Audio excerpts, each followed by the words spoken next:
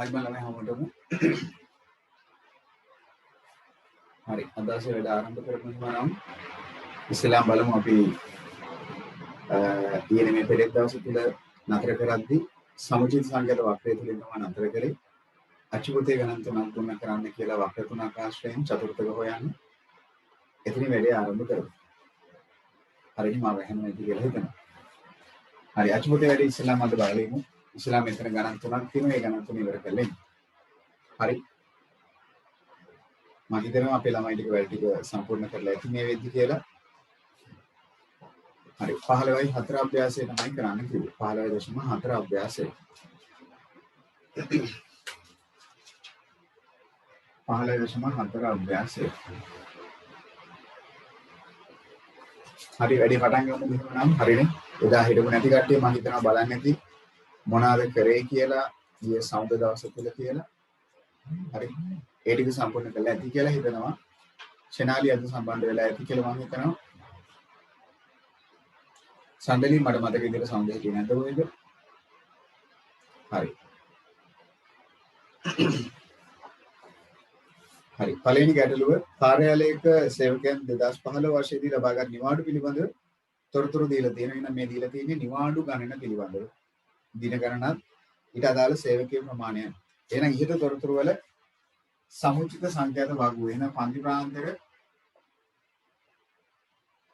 ये तक में सेवक योगाना नीति हेटियर इकने संख्यात है अलुत्तीरुआ केनवा में के समुचित संकेत भागु का हद्दी समुचित संख्यात है क्या समुचित संख्यात है क्या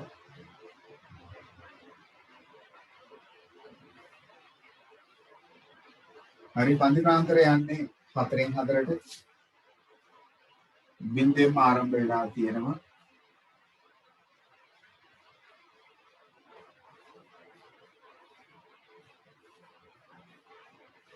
पंक्ति एक तारा में हतराई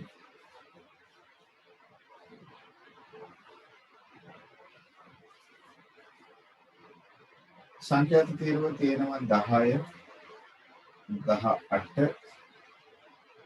इक्वलाह अट्ठ पहा हतर किया एमना उन्हें बलागन देवी लोग नहीं नाम तामत समुचित संख्यात तीरव पूर्वगान विधि अभी मेरे दिख कराने मुकाबले यम सीमा वक्त यम माई वक्त मुलु संख्यात गणने करें अन्य गणने के लिए मतलब समुचित संख्यात के लिए अधास करना किया क्यों इन्हें मूल्य में पालेनी पांति प्रांत रे तुले बिंदु हतर में इहल माई मते हतर किए न इहल माई मते इन संख्यात दहाई इन्हें हतर किए न माई मते इन मुलु संख्यात अविला हतर आप वो हतर अट किए न पांति प्रांत रे तुले इन दहाट इन्हें अट किए न माई मते इन मुलु संख्यात अविला दहाई दहाटाई दिखे में कटुए अन्न विषय अटक किए ले आप वो दुल्हा किए न माई मते इन मुलु संख्यात अविला एना में उपभोगे में कटुए नेता में विषय अटक इकुला के लिए बड़ा थारी दासे किए न माई मते इन मुलु संख्यात हतलिस हताई विषय किए न माई मते पनास देखाई विषय हतर किए न माई मते पनास हाई समुचित संख्यात वागु संपूर्ण किरीमो आला हरिद बलन समुचित संख्यात वागु संपूर्ण किरीमो आला के गडलुआ केला तीन वाले एक हरिद केला बलन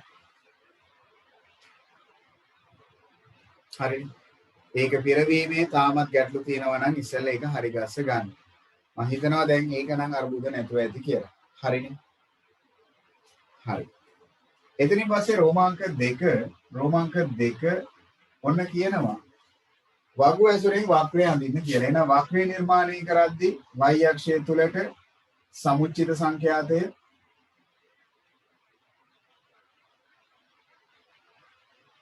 एक अक्षय तुलट अभी गानों ने अपने पांति प्रांतरडी मेघे डेर विषय हतराज दक्वाती है नोन हरी मेघाने डेर पांति प्रांतर किया ने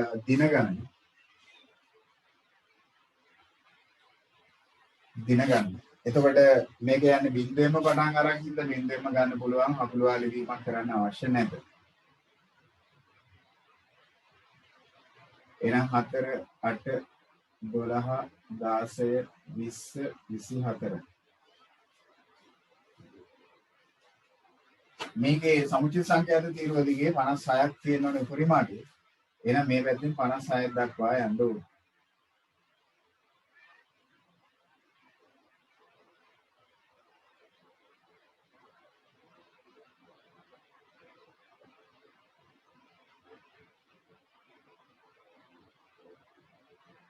මම 4න් 4 ගන්නම් 4 8 ඔයගලන්ට ප්‍රස්තාර කොලේ කැමති විදිහකට හදාගන්න පුළුවන්. ඔයගලන්ගේ පරිමාණය ඔයගොල්ලෝ කැමති ආකාරයට ගන්න පුළුවන්. මම 4න් 4යි ගන්නවා. මම හිතනවා මට ලේසි එහෙම කියලා. ඔයගොල්ලෝ කැමති විදිහකට ගන්න ඇති 5 10 15 හරි. ඒක ප්‍රශ්නයක් නෑ ඔයගලන්ට. මම 4 8 කියලා ගන්නවා. හරි ඔයගලන් චූටි කොටුවකින් එකක් කියලා නිර්මාණය කරත් ඒක ගැටලුවක් නෑ. මම මේ දල සටහනක් ඇඳින්න ඕන හින්දායි මම 4 කියලා ගත්තා. හරිද? දැන් මොකද්ද ඛණ්ඩාංක? පන්ති ප්‍රාන්තරවල ඉහළ මායිම x අක්ෂයේ විදියට සමුචිත සංඛ්‍යාතයේ y අක්ෂයේ විදියට තමයි ඛණ්ඩාංක ලකුණු කරද්දී අපි වක්‍රේ ගන්නවා කියලා කිව්වේ. එහෙනම් පළවෙනි ඛණ්ඩාංකය 4 10. එහෙනම් ඉදිරියෙන් මම ඛණ්ඩාංක ලියාගත්තොත් 4 10. එහෙනම් 4ට අදාළව 10. ලක්ෂණික ලකුණු කරොත් 4 10. ඊළඟට 8ට අදාළව 28. 8ට අදාළව 28. 12ට අදාළව 39. 12 39. ඛණ්ඩාංක ටික හරියට බලන්න. 39. 16ට අදාළව 47. 16ට අදාළව 47.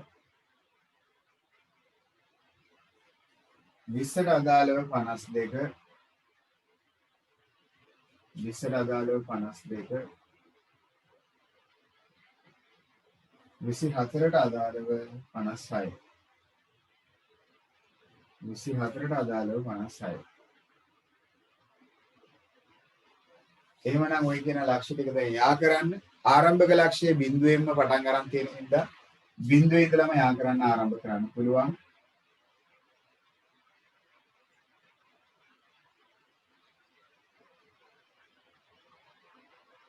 මෙන්න මේ විදිහට එනවා ඒක.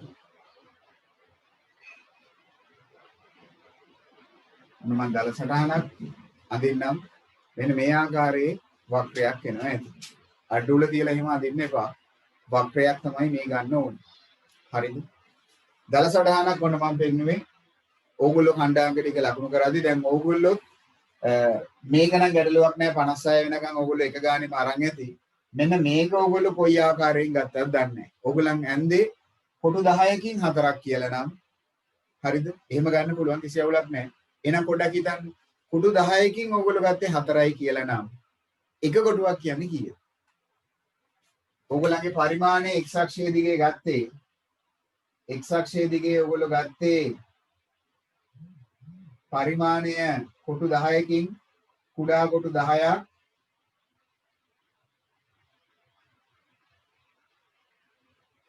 හතරක් විදියට නම් කුඩා කොටු 10ක් හතරක් විදියට නම් ගත්තේ කුඩා කොටු එකක් කියන්නේ කීයද? කුඩා කොටු එකක් කියන්නේ කීයද? මේ 10 එකක් කරන්න 10න් බෙදන්න බෑ. එහෙනම් 4ක් බෙදන්න ඕනේ 10යි. 4 10න් බෙදනවා කියන්නේ කීයද? 0.4යි. 0.4යි. හරි එහෙනම් කුඩා කොටු එකක් කියන්නේ 0.4ක් කියලා ගන්න පුළුවන්. 2.5 නෙමෙයි නිසාම. කුඩා කොටු 10කින් පෙන්නුවේ 4 නම් එක කුඩා කොටුවක් කියන්නේ 0.4. ඒ කියන්නේ 10න් පංගු 4ක් කියන්නේ 0.4යි. සාචිකා 2.5 නෙවෙයි. හරි එහෙම නැත්නම් ඕගොල්ලෝ ගන්න ඕනේ මේ පැත්තටත් චූටි කොටු එකක් විදියට අරගෙන. ඒතකොට මේක ගොඩාක් පොඩි වෙනවා ඕගලන්ගේ සමුචිත සංඛ්‍යාත වක්‍රය. එහෙම ගන්නත් එපා. එතකොට දත්ත ලකුණු කරලා හොයන්න ගියාම අපහසුයි වැරදි වෙන්න පුළුවන් හැකියාව වැඩි. හරිද? හොඳම විදිය කුඩා කොටු 10ක් ඇයි 24 වෙනකන් තියෙන්නේ. කුඩා කොටු 10ක් 4ක් කියලා ගන්න අවුලක් නැහැ. කුඩා කොටු x අක්ෂයේ දිගේ කුඩා කොටු 10ක් 4ක් කියලා ගන්න. අවුලක් නැහැ. එතකොට කුඩා කොටු එකක් කියන්නේ කුඩා කොටු 10ක් කියන්නේ 4ක් නම් කුඩා කොටු එකක් කියන්නේ 0.4. එහෙනම් කුඩා කොටු දෙකක් කියන්නේ 0.4 ඒවා දෙකක්. 0.8යි. එහෙම ගත්ත කෙනෙක් ඉන්නවද කවුරු හරි? කුඩා කොටු 10ක් 4 විදියට අරගෙන. එහෙම ඇදපු කෙනෙක් ඉන්නවද? රණිදි සම්බන්ධ වෙලා දෙන්නේ කුඩා කොටු 10ක් ඒකක 4ක් විදියට අරගෙන. එහෙම ගත්ත කවුරුත් ඉන්නවා.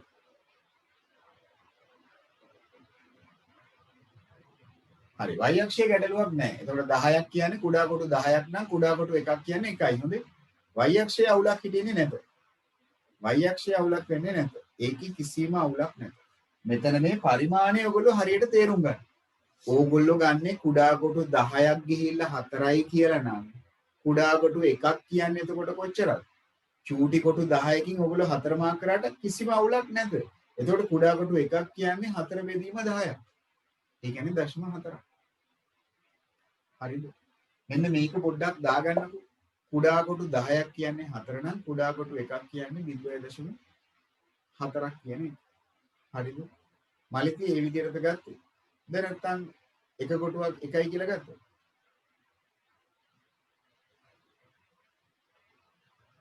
පරිමාණය හරියට ඇඳ ගන්න ඕනේ. ඒකෙන් තමයි අර හොයන ඒවා ටික වෙනස් නොවි හදා ගන්න පුළුවන් වෙන්නේ. හරිද? චූටි කොටු 16ක්. කුඩා කොටු 16ක්. හරි අවුලක් නැහැ.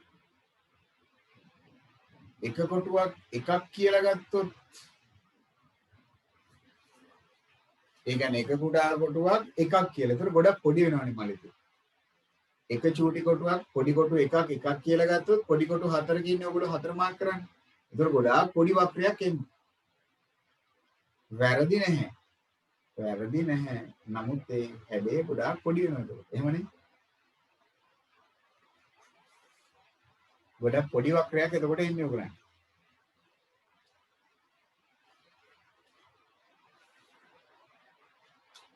හරි. එහෙමනම් පළවෙනි ප්‍රශ්නේ රෝමාංක 3ට අදාළව ඔච්චරයි නේ තියෙන්නේ.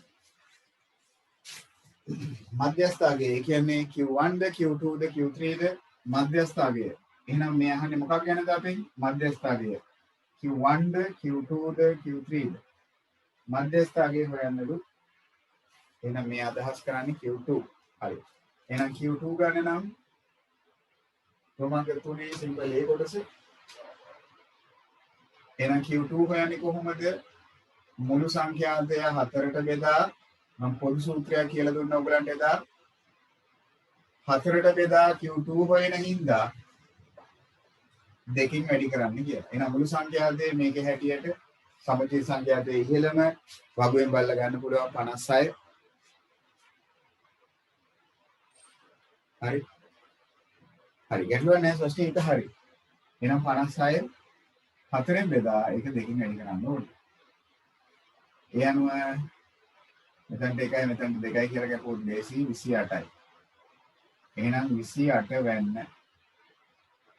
28 වෙන්න අපි යායුතු වෙනවා 28 වෙන්නට. එහෙනම් 28 වෙන්නේ හරියටම අගයක් එනවා කියලා ඒ කියන්නේ 28 වෙන්න. ඔන්න Q2. හරියම අගයක් එනවා ගානට උත්තරේ 8යි කියලා. උත්තරේ 8යි කියලා. මෙන්න මධ්‍යස්ථ දින ගන්න. මේක දින ගණනක් දින 8යි. ඒකකේ දින. හරිද? ඊළඟට B කොටසේ අපෙන් අහනවා චතුර්ථක පරාසය හොයන්න. චතුර්ථක පරාසය යන්නේ Q1 එක හොයා ගන්න ඕනේ. එහෙනම් මුළු සංඛ්‍යාතය 4ෙන් බෙදා එකකින් ගුණ කරන්න ඕනේ. මුළු සංඛ්‍යාතය 56යි. 4ට බෙදුවොත් 14යි. එහෙනම් 14 වෙන්න. පොඩ්ඩක් කතා කරලා බලමු අපි 14 වෙන්නේ කවුද ඉන්නේ කියලා. 14 වෙන්නේ මට හිතෙන විදියට නම් 4යි 8යි මැද. එතකොට ඕගොල්ලෝ ගත්ත පරිමාණයට අදාළව 4.4ක්ලු නෑ මට හිතෙනවා ඊට වඩා ලොකු අගයක් එන්න ඕනේ කියලා. 5. හරියටම 13යි ගානක් එන්න නම් බෑ. Q1 එක එච්චර ලොකු වෙන්න බෑ.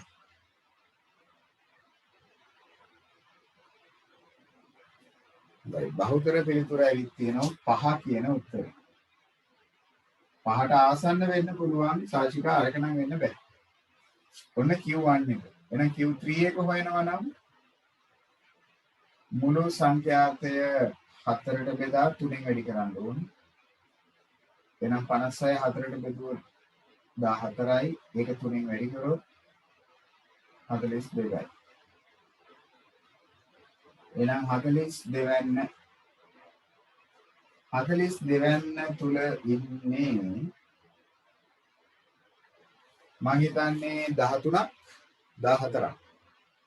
නිසරම කියනවා 14ක් කියලා. 14ක් කියලා. 13ද 14ද? 13ද 14ද? ඕගොල්ලන්ගේ අර ගන්න කොටු ගාණෙන් තමයි ඒක වෙනස් වෙන්නේ. ඒ කියන්නේ ඔයගොල්ලන්ගේ වක්‍රතාවයේ මත 13.5ක් වගේ එළුවෙන්නේ.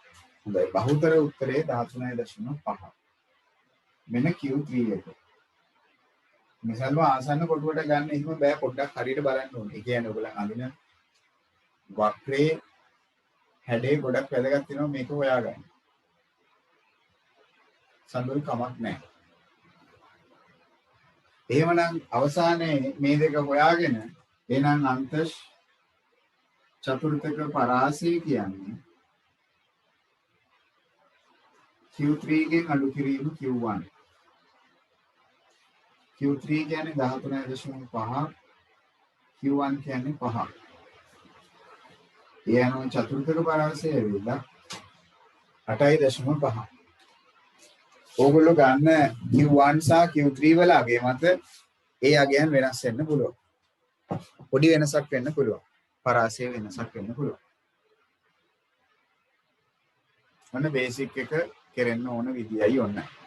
චතුර්ථක ටික හොයන විදිය. Q2 හොයන විදිය.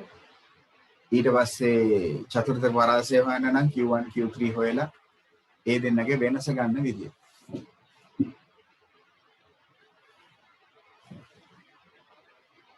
කොච්චර දුරට අපේ ළමයි ටික වැඩේ සාර්ථකද? කවුද අපේ නවෝදය අමානි මොකද තත්ත්වේ? හරි 8.9ක් 8.5ක් ඒ කිට්ටුවෙන් යන අගයක් එන්න ඕනේ. සසුන්දී මොකද තත්ත්වේ? හරි අරුබුදයක් නැත. පුළුවන් ගැටලුවක් නැහැ. නිසල්ම මෙතනදී වෙනසක් ගන්න ඒ නිසා ඒ දත්තය වට යන්න එපා. ඒක එහෙමම තියන්න. ඒකේ අවුලක් නැහැ. සයිරු මොකද තත්ත්වේ? සයිරු වැඩේ හරිද? ත්‍යාගී මොකද තත්ත්වේ? වැඩේ හරිද?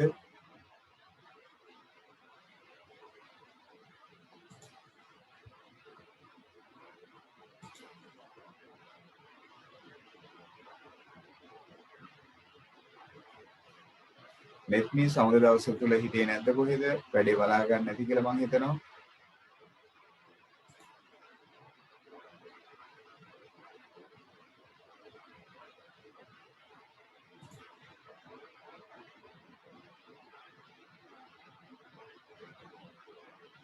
උවින්දු මොකද තත්ත්වේ? හරිද?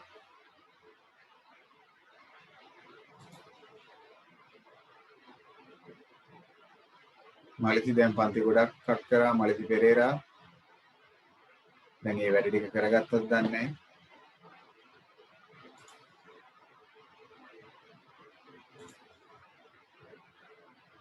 ඉෂාන මොකද තත්ත්වේ? ඇඳගත්තද වක්‍රේ?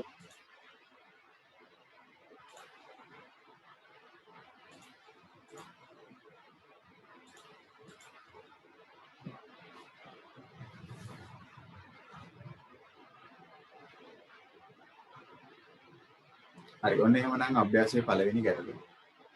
හරි මම දෙවෙනි ගැටලුවට එහෙමනම් අදාළ පිළිතුරු ටික කිව්වොත් හරි ඔය කතාවම තමයි ආපහු ප්‍රශ්නාංක දෙකේදීත් කරන්න තියෙන්නේ. ඒක වෙනසක් තියෙනවා. අපේ පන්තියක තරම ඒක ගිහිලා තියෙන්නේ 0 15 15 30 30 45 ඒ විදිහට යන්නේ බිඳුවෙන්ම පටන් ගන්න. ඒ නිසා මේක වෙනසක් වෙන්නේ නැහැ. හරි මේ ගැප් එක තමයි 15න් 15ට ගිහිලා තියෙන්නේ. එතකොට ඕගලන්ට පුළුවන් කුඩා කොටු 10කින් 15ක් ගන්න. එතන කුඩා කොටු ඇයි දැන් ඔක යන්නේ 15 30 ඔය විදිහටනේ. එහෙනම් කුඩා කොටු 10කින්. එහෙම නැත්නම් කුඩා කොටු 15කින් 15යි කියලා ගන්නත් පුළුවන්. ඒක තමයි වඩාත්ම ලේසි විදිය. කොහොමද දන්නේ ඇන්ද? කුඩා කොටු 15කින් 15ක් ගත්තොත් ඕක ලේසි. කොහොමද අපේ කට්ටිය ගන්න නැත්තේ? කුඩා කොටු 15ක්, ඒ කියන්නේ ලොකු කොටු 3ක්. 15යි කියලා ගත්තා නම් ලේසි. ඔව් 15කින් 15 තමයි මේක අදින්න ලේසිම විදිය. හරි. ඊට පස්සේ y අක්ෂය තුරට වැඩිතමගේ විදියට යනවා ඇති මේකේ සමුචිත සංඛ්‍යාතය ගෙවුවාම 14යි 26යි 36යි 50ක් නේද දෙන්නේ? 50 නේද දෙන්නේ මුළු සංඛ්‍යාතය. මුළු සංඛ්‍යාතය කීයද 50නේ? 60ක් එනවද? 60ක් එනවා. මුළු සංඛ්‍යාතය 60ක් එනවා. එහෙනම් y අක්ෂය නම් එකින් එකම ගත්තා නම් හරි. ඒ කියන්නේ පා 10 15 කියලා කුඩා කොටු 5ක් 5යි කියලා ගත්තා නම් ඒක හරි. එහෙනම් මේකෙත් මුලින්ම වගුව ගහන්න ඕනේ. වගුවේ අපිට සමුචිත සංඛ්‍යාත තීරුව මුලින්ම එනවා ඇති 6, ඊළඟට 14, ඊළඟට 26, ඊළඟට 36 නෑ 46, ඊළඟට 56, අන්තිමටම 60. ආපහු කිව්වොත් සමුචිත සංඛ්‍යාත වගුවේ තීරුව එන්න ඕනේ 6, 14, 26, 46, 56, 60. ඒ ටිකේ ගැටලුවක් නැහැ. ඒ අනුව වක්‍රයන් දින ඛණ්ඩාංක ටික 15 6 30 14 ඔය විදිහට ඛණ්ඩාංක ටික ලකුණු කරගෙන යන්නත් පුළුවන්. ඒ අනුව වක්‍රය ඇඳගත්ත පළවෙනි චතුර්ථකය. එහෙනම් Q1 එක හොයන්න තියෙන්නේ මුලින්ම රෝමාංක 3 A කියලා ගන්නේ Q1 එක. එහෙනම් Q1 ඇවිල්ලා මුළු සංඛ්‍යාතය අරගෙන 4ට බෙදලා එකකින් වැඩි කරන්න ඕනේ. මුළු සංඛ්‍යාතය 60යි 64ට බෙදුවොත් 15යි එකකින් වැඩි කරොත් 15ම තමයි. එහෙනම් ළමයි 15 වෙන්නේ කවුද ඉන්නේ කියලා බලන්න ඕනේ. මට කියන්නකෝ 15 වෙන්නේ ඔයාලට කවුද ඉන්නේ කියලා. මේකේ පරිමාණය ලේසියින්ද හරියටම ඔක්කොමලට එකක් ගන්න ටිකක් ගන්න පුළුවන් වෙනවා ඇති. මොකක්ද හිතන්නේ 15 වෙන්නේ කවුද ඉන්නේ? 31ක්ද 32ක්ද? හොඳයි 31ක් බහුතර උත්තරය ඇවිල්ලා තියෙනවා. 31ක්. නේද ලකුණ 31ක්.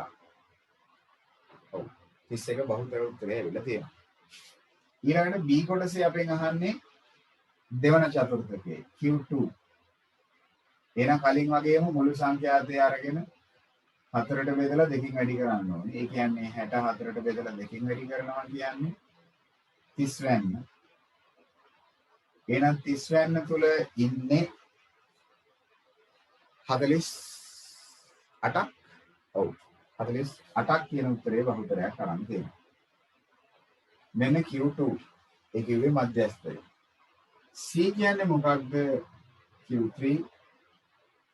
එහෙනම් මුළු සංඛ්‍යාතය අරගෙන 4ට බෙදලා 3ෙන් වැඩි කරන්න ඕනේ. එහෙනම් 64ෙන් බෙදලා 3ෙන් වැඩි කරනවා කියන්නේ 45 වෙන්න. 45 වෙන්න ගත්තොත් මම හිතන්නේ 58ක් 59ක් එනවලු. ඔන්න එහෙමනම්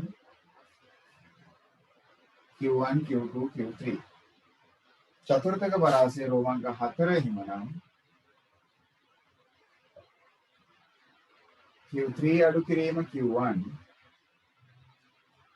ඒ කියන්නේ 59 අඩු කිරීම 31. ඒ අනුව 28ක් කියලා එනවා. ඒ අනුව ඔන්න 28ක් කියලා එනවා. හරිද බලන්න? ඔන්න ප්‍රශ්නාංක 2. අචෝතේ ප්‍රශ්නාංක 2. කලින් ගානම තමයි ඉතින් අංක ටික විතරයි මාරු වෙන්නේ. හරි. ප්‍රශාර කවි මොකටද?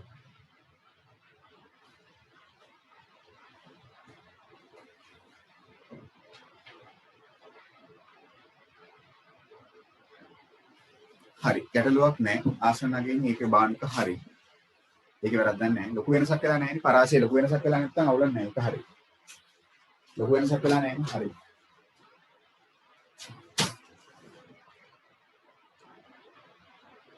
හරි. අපි හෝම්වර්ක් එක බලමින් ඉන්නේ.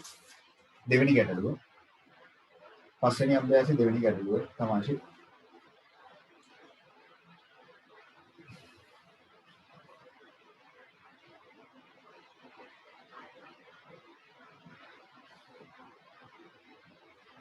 හරි. ඊළඟට ප්‍රශ්න අංක 3 ඒකේ අපිට තියෙන්නේ චතුර්ථක පරාසය හොයන්න. මධ්‍යස්ථ වැටුපයි ඒත් එක්කම ඔව් චතුර්ථක පරාසය හොයන්න කියලා. එහෙනම් මේකෙත් අපි වක්‍රය අතීතී පොඩි වෙනසක් දැන් තියෙනවා. මොකද බිඳුවෙන්ම පටන් අරන් නැහැ. මොකද මේ වැටුපක් මේක පටන් අරන් තියෙන්නේ 20000 ඉඳලා. 20000යි 20500යි 500න් 500 තමයි ගිහිල්ලා තියෙන්නේ. එතකොට ඕගලන්ගේ වක්‍රය අඳිනකොට බිඳුවෙම පටන් ගන්න නැහැ. x අක්ෂය තුලට ගන්න ඕනේ වැටුපනේ. මාසික වැටුප.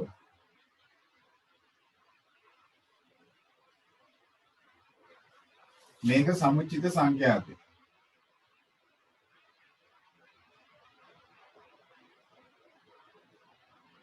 මුලින්ම අපි සමුච්චිත වගුව ගහන්න ඕනේ. වගුව ගහද්දී ඔයගලන්ට එනවා ඇති පන්ති ප්‍රාන්තරත් එක්ක මුලින්ම 8 ඊළඟට 18 33 51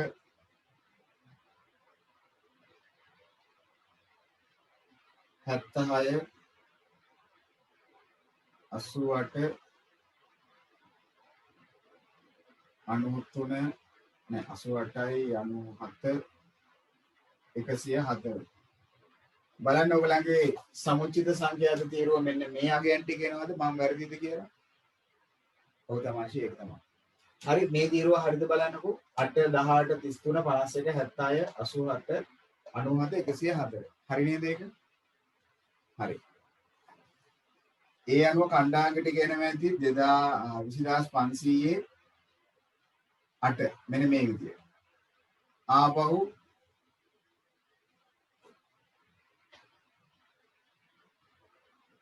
21000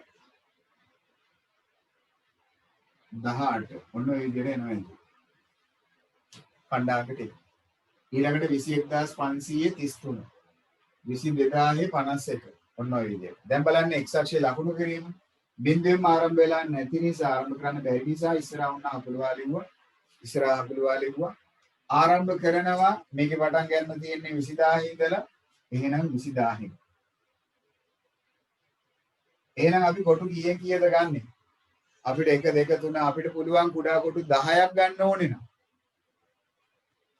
මොකද ඔයගොල්ලෝ කරේ කුඩා කොටු 10කින් ඇන්දද කුඩා කොටු 5කින් 20500ක් කියලා ගත්තා. 20500 ගන්න නැත්තේ කොහොමද එහෙනම්? 21000 ඔයගලන්ට කුඩා කොටු 5කින් යන්නත් පුළුවන්. කොටු 10කින් ගන්නත් පුළුවන්. එතකොට x අක්ෂය කුඩා කොටු 5කින් එහෙම නැත්නම් කුඩා කොටු 10කින් 500ක් විදිහට ගත්තනම් කුඩා කොටු 10ක් 500ක් විදිහට ඔයගොල්ලෝ ගත්තනම් කුඩා කොටු එකක් කීයද?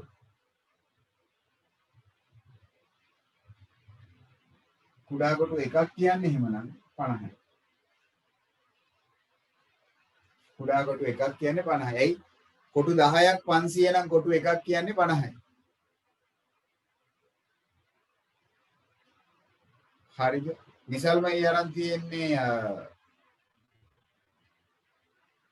කුඩා කොටු 10ක් නම් 500 කියලා කුඩා කොටු එකක් කියන්නේ 50යි. හොඳ 125 නෙවෙයි. හරි ඒක ලියනවා නම් හොඳයි. මෙන්න මේ කාරණේ ලියලා කරනවා නම් වඩා හොඳයි.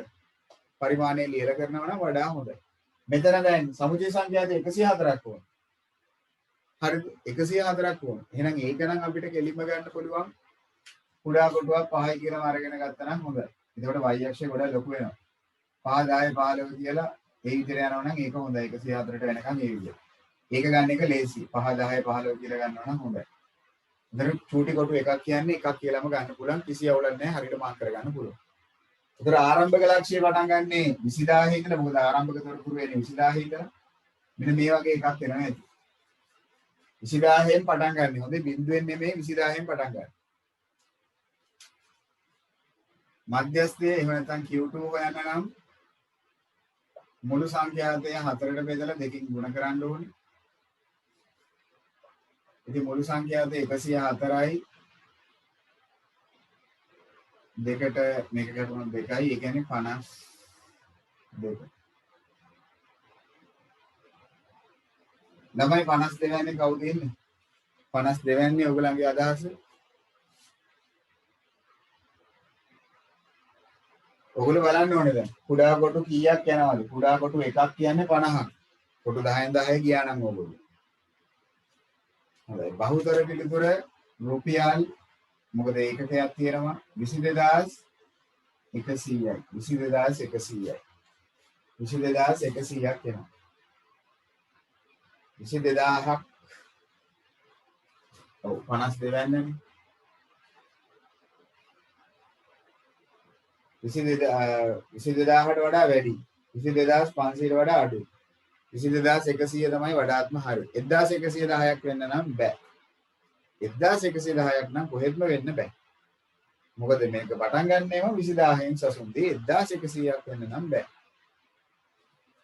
22000ට වඩා අනිවාර්යයෙන්ම වැඩි. 22000ට වඩා වැඩි උත්තරයක් එන්නම ඕන. ශාස්ත්‍රීය වැරදි 25000න් පටන් ගන්නත් බෑ. 25000න් පටන් ගන්නත් බෑ. මොකද ආරම්භක ලක්ෂ්‍යය තියෙන්නේ 20000න්. 20000න් පටන් ගන්න ඕනේ. 25000න් පටන් ගන්න බෑ. හරි 22150ක් පුළුවන්. 22100 පුළුවන්. 22100 තමයි හරිම උත්තරය. 100යි 150යි අවුලක් නැහැ. එතනින් වඩා වැඩි වෙන්න නම් බෑ. Q1 එක ගත්තොත් මගදී මොකක්ද මේකට අදාළ 22150ද 100ද?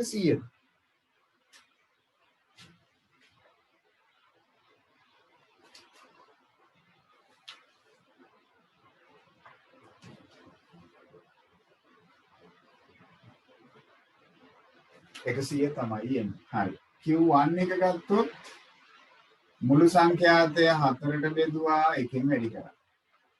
එන 104 4න් බෙදුවොත් 26යි. එහෙනම් 26 වෙන්න ගාවට ගියොත් 26 වෙන්නේ කීයද ඉන්නේ? 26 වෙන්න ගාවට ගියොත් 21000 ගාණක් කියනවා ඇති. 21300ක් කියනවා. ඔව් 21300ක් එනවලු බෙනාලා කියනවා. කවුමද මොකද කියන්නේ? එන්න Q1 එක.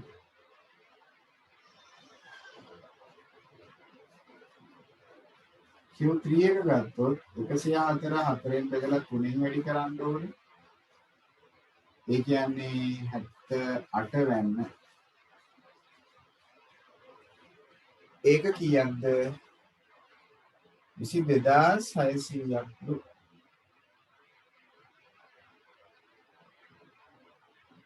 ඊට වැඩි නැද්ද? ඔව් බහුතරයක් කියන්නේ උත්තරේ 22600ක් කියලා. සෙතිනි වැඩේ කරලා නැහැ වගේ මට දෙන්නේ එහෙමද? 22550යි. හරි අවුලක් නැහැ. 22550ක් 22600ක් අවුලක් නැහැ. එහෙනම් චතුර්ථක පරාසය කියන්නේ Q3 අඩු කිරීම Q1 22600න් 22100 අඩු කරන්න ඕනේ. නැහැ 21300 අඩු කරන්න ඕනේ. ඒ අනුව අපිට එනවා වෙනස කීයක් කියලාද? 1300ක් කියලා. මෙන්න චතුර්ථක පරාසය. 1300ක් කියලා. ඔන්න අභ්‍යාස පොතේ ඔයාලට කරන්න කිව්ව කාරණාටි චතුර්ථක සෙවි. එකම ගැටලුවක් නැවත නැවතත් ඇවිත් තියෙන කරන්න කියලා. හරිනේ? හරි 1350ක් සඳුල් වෙන්න පුළුවන්. ගැටලුවක් නැත. වක්‍රතාවයේ මත තමයි පිළිතුරේ වෙනසක් වෙන්නේ. වක්‍රතාව හරි ඊළඟට එහෙනම් අපි දත්ත ටියුට් එක යටතේ මම හිතන්නේ මම පළවෙනි ගාන දෙවෙනි ගාන තුන්වෙනි ගාන දෙක කරා. පළවෙනි ගැටලු 3 දක්වාම කරා. 1 2 3 කරානේ. ජාල රේඛ නිරූපණේ ඒ ටික කරා. ඔව්. එතනින් පස්සේ හතරවෙනි ගානට එමු. හරි හතරවෙනි ගානත් බලමු. අපි තව වක්‍ර දෙකක් බලලා අද දවසේ වැඩේ ආරම්භ කරන්නම් මම. හරිද? හතරවෙනි ගැටලුව අපිට කියනවා එක්තරා අවස්ථාවකදී ලකුණු 40ක් ලකුණු ලබා දෙන ප්‍රශ්න පත්‍රයකට සිසුන් 32 දෙනෙකු ලකුණු ලබාගත් ආකාරයේ ඔන්න වගුවක් දීලා තියෙනවා. මෙහි බිඳුව 8 යනු බිඳුවට වඩා වැඩි හෝ වැඩි හා 8 හෝ 8ට අඩු වැඩි හා බිඳුවට වැඩි හා 8 හෝ 8ට වඩා අඩු අගයන් කියන එකයි මේකේ තේරුම. හරි. ඒතකොට පළවෙනි පන්ති ප්‍රාන්තරයේ බිඳුවට වඩා වැඩි 8 හෝ 8ට වඩා අඩු. ඒ කියන්නේ 8 ගන්නත් පුළුවන් කියන එක. ඒ අනුව මුලින්ම අපිට කියන වගුවේ හිස්තැන් ටික පුරවන්න. බලන්න වගුවේ හිස්තැන් ඔයගොල්ලෝ මෙන්න මේ විදිහට පෙරවුවද කියලා. මම මේ කතා කරන්නේ දත නිරූපණයේ ටියුට් එකේ 4 වෙනි ගාන. හරි. 3 වෙනකම් මම කතා කරලා ඉවරයිලු. 4 වෙනි ගාන 0.8 කියන පන්ති ප්‍රාන්තරයේ සිසුන් ගණන එහෙම නැත්නම් සංඛ්‍යාතය 2යි. සමුචිත සංඛ්‍යාතයත් 2යි. අවුලක් නැහැ. ඒක පුරවලා තියෙනවා. 8 16 පන්තියේ සංඛ්‍යාතය 5යි. සමුචිත සංඛ්‍යාතය එහෙමනම් එතනට වෙනකම් අන්න 2යි 5යි 7. ඊළඟට 16 24 පන්තිය තුල සංඛ්‍යාතය 8යි. එතනට වෙනකම් මුළු සංඛ්‍යාතය මොකද ළමයි හිස්තැනට ගැලපෙන්නේ එහෙම. රුෂාර මොකද්ද එහෙමනම් හිස්තැනට ගැලපෙන්නේ එහෙම. පළවෙනි හිස්තැන. එතනට වෙනකම් මුළු සංඛ්‍යාතය රුෂාර. කීයක් තියෙන්න ඕනේද? පළවෙනි පන්තියේ 2යි ඊළඟට 5යි ඊළඟ පන්තියේ 8යි. එහෙනම් මේ පන්ති තුනේම මුළු සංඛ්‍යාතය. ඔව්. 12 නෙවෙයි චරුත 12ක් උනේ ඇයි මට තේරෙන්නේ 12ක් වෙන්නේ කොහොමද කියලා. එතනට වෙනකන් මුළු සංඛ්‍යාතය ඔව් 2යි 5යි 8යි. මේ තුන් දෙනාගේම එකතුව චරුත. එතකොට කීයද? 15ක් එන්න ඕනේ. ෂෂ්ටි හරි 15ක් එන්න ඕනේ. ඊළඟ කාරණේ සංඛ්‍යාතය දීලා නැහැ. හැබැයි සමුචිත සංඛ්‍යාතය 27යි කියලා දීලා තියෙනවා.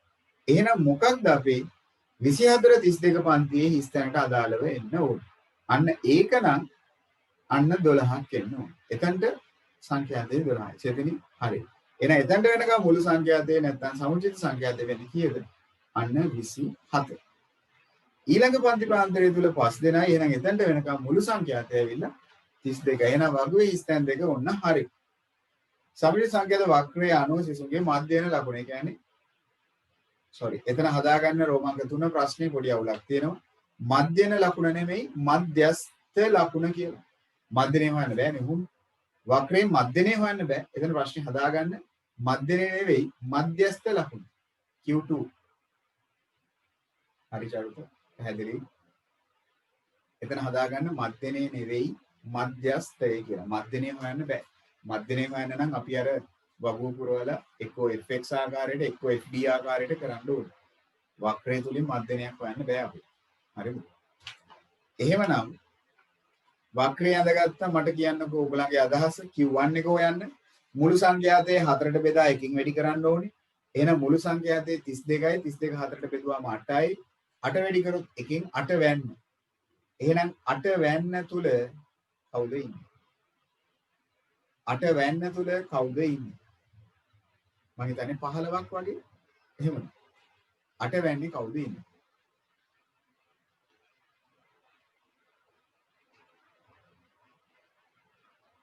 16ක් ගන්න බෑ වගේ. 16 වැරදි සම්බුල්. 16 ගත්තොත් වැරදි. මොකද ඛණ්ඩාංකයක් කියනවා 16 9 කියලා. ඒතකොට අපි හොයන්නේ 8 වැන්නනේ. 8 වැන්නට ඒ කියන්නේ 9ට කලින් 8 වැන්න ඉන්නේ. 17ක් ගන්න පුළුවන්ද?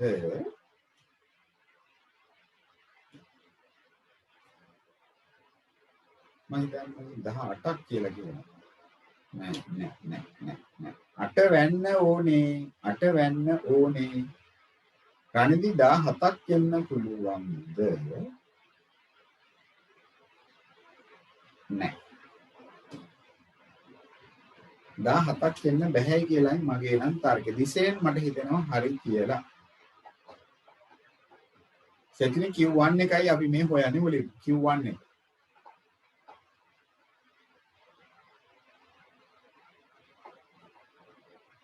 මලිතේ කීය දෙන්නේ Q1 එක. Q1 එක මට හිතෙන විදියට 16ට වඩා වැඩි වෙන්න බෑ.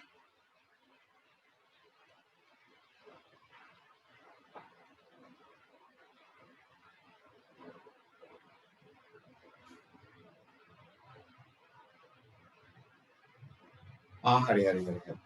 හරි හරි මගේ අතින් වැරද්දක් වුණා. හරි 16 7 තියෙනනේ. 16 9 නෙවෙයි තියෙන්නේ 16 කණ්ඩායමේ 7 තියෙනවා. හරි හරි. එහෙනම් 16ට උඩින් අගයක් එනවා. හරි 16ට වඩා උඩින් අගයක් එනවා. හරි අපේ කණ්ඩායමේ තියෙන්නේ 16ට අදාළව 7නේ. 16ට අදාළව 9 නෙවෙයි කණ්ඩායමේ. 16ට අදාළව 7. එහෙනම් 8 තියෙන්නේ 16ට වඩා පොඩ්ඩක් වැඩි වෙන්න ඕන. එහෙනම් 16 වෙන්න බෑ. 16ට වඩා උඩින් අගයක් වෙන්න ඕන. 17 හෝ 18. 17 තමයි වඩාත්ම සාර්ථක. එහෙනම් Q1 ඇවිල්ලා 17. හරි හරි. ඒක හරි. 17 හෝ 18. ඒ දෙකෙන් එකක් Q1 වෙන්න ඕන. Q3 එක ගත්තොත් Q3 කීයද එන්නේ? Q3 එක ඒක ගන්න නම් මුළු සංඛ්‍යාතය 4ට බෙදා 3ෙන් වැඩි කරන්න ඕනේ. එහෙනම් මුළු සංඛ්‍යාතය 32යි. 32 4ට බෙදුවොත් 8යි 8 වරක් 3 24 වැන්න. එහෙනම් 24 වැන්න 24 වැන්න මොකද කියන්නේ? 24ට වඩා වැඩි අගයක් එනවා ඇති. 32ට වඩා අඩු අගයක් එනවා ඇති. හොඳයි. බෙනාර කියනවා 30 කියලා. කවුමදී මොකටද?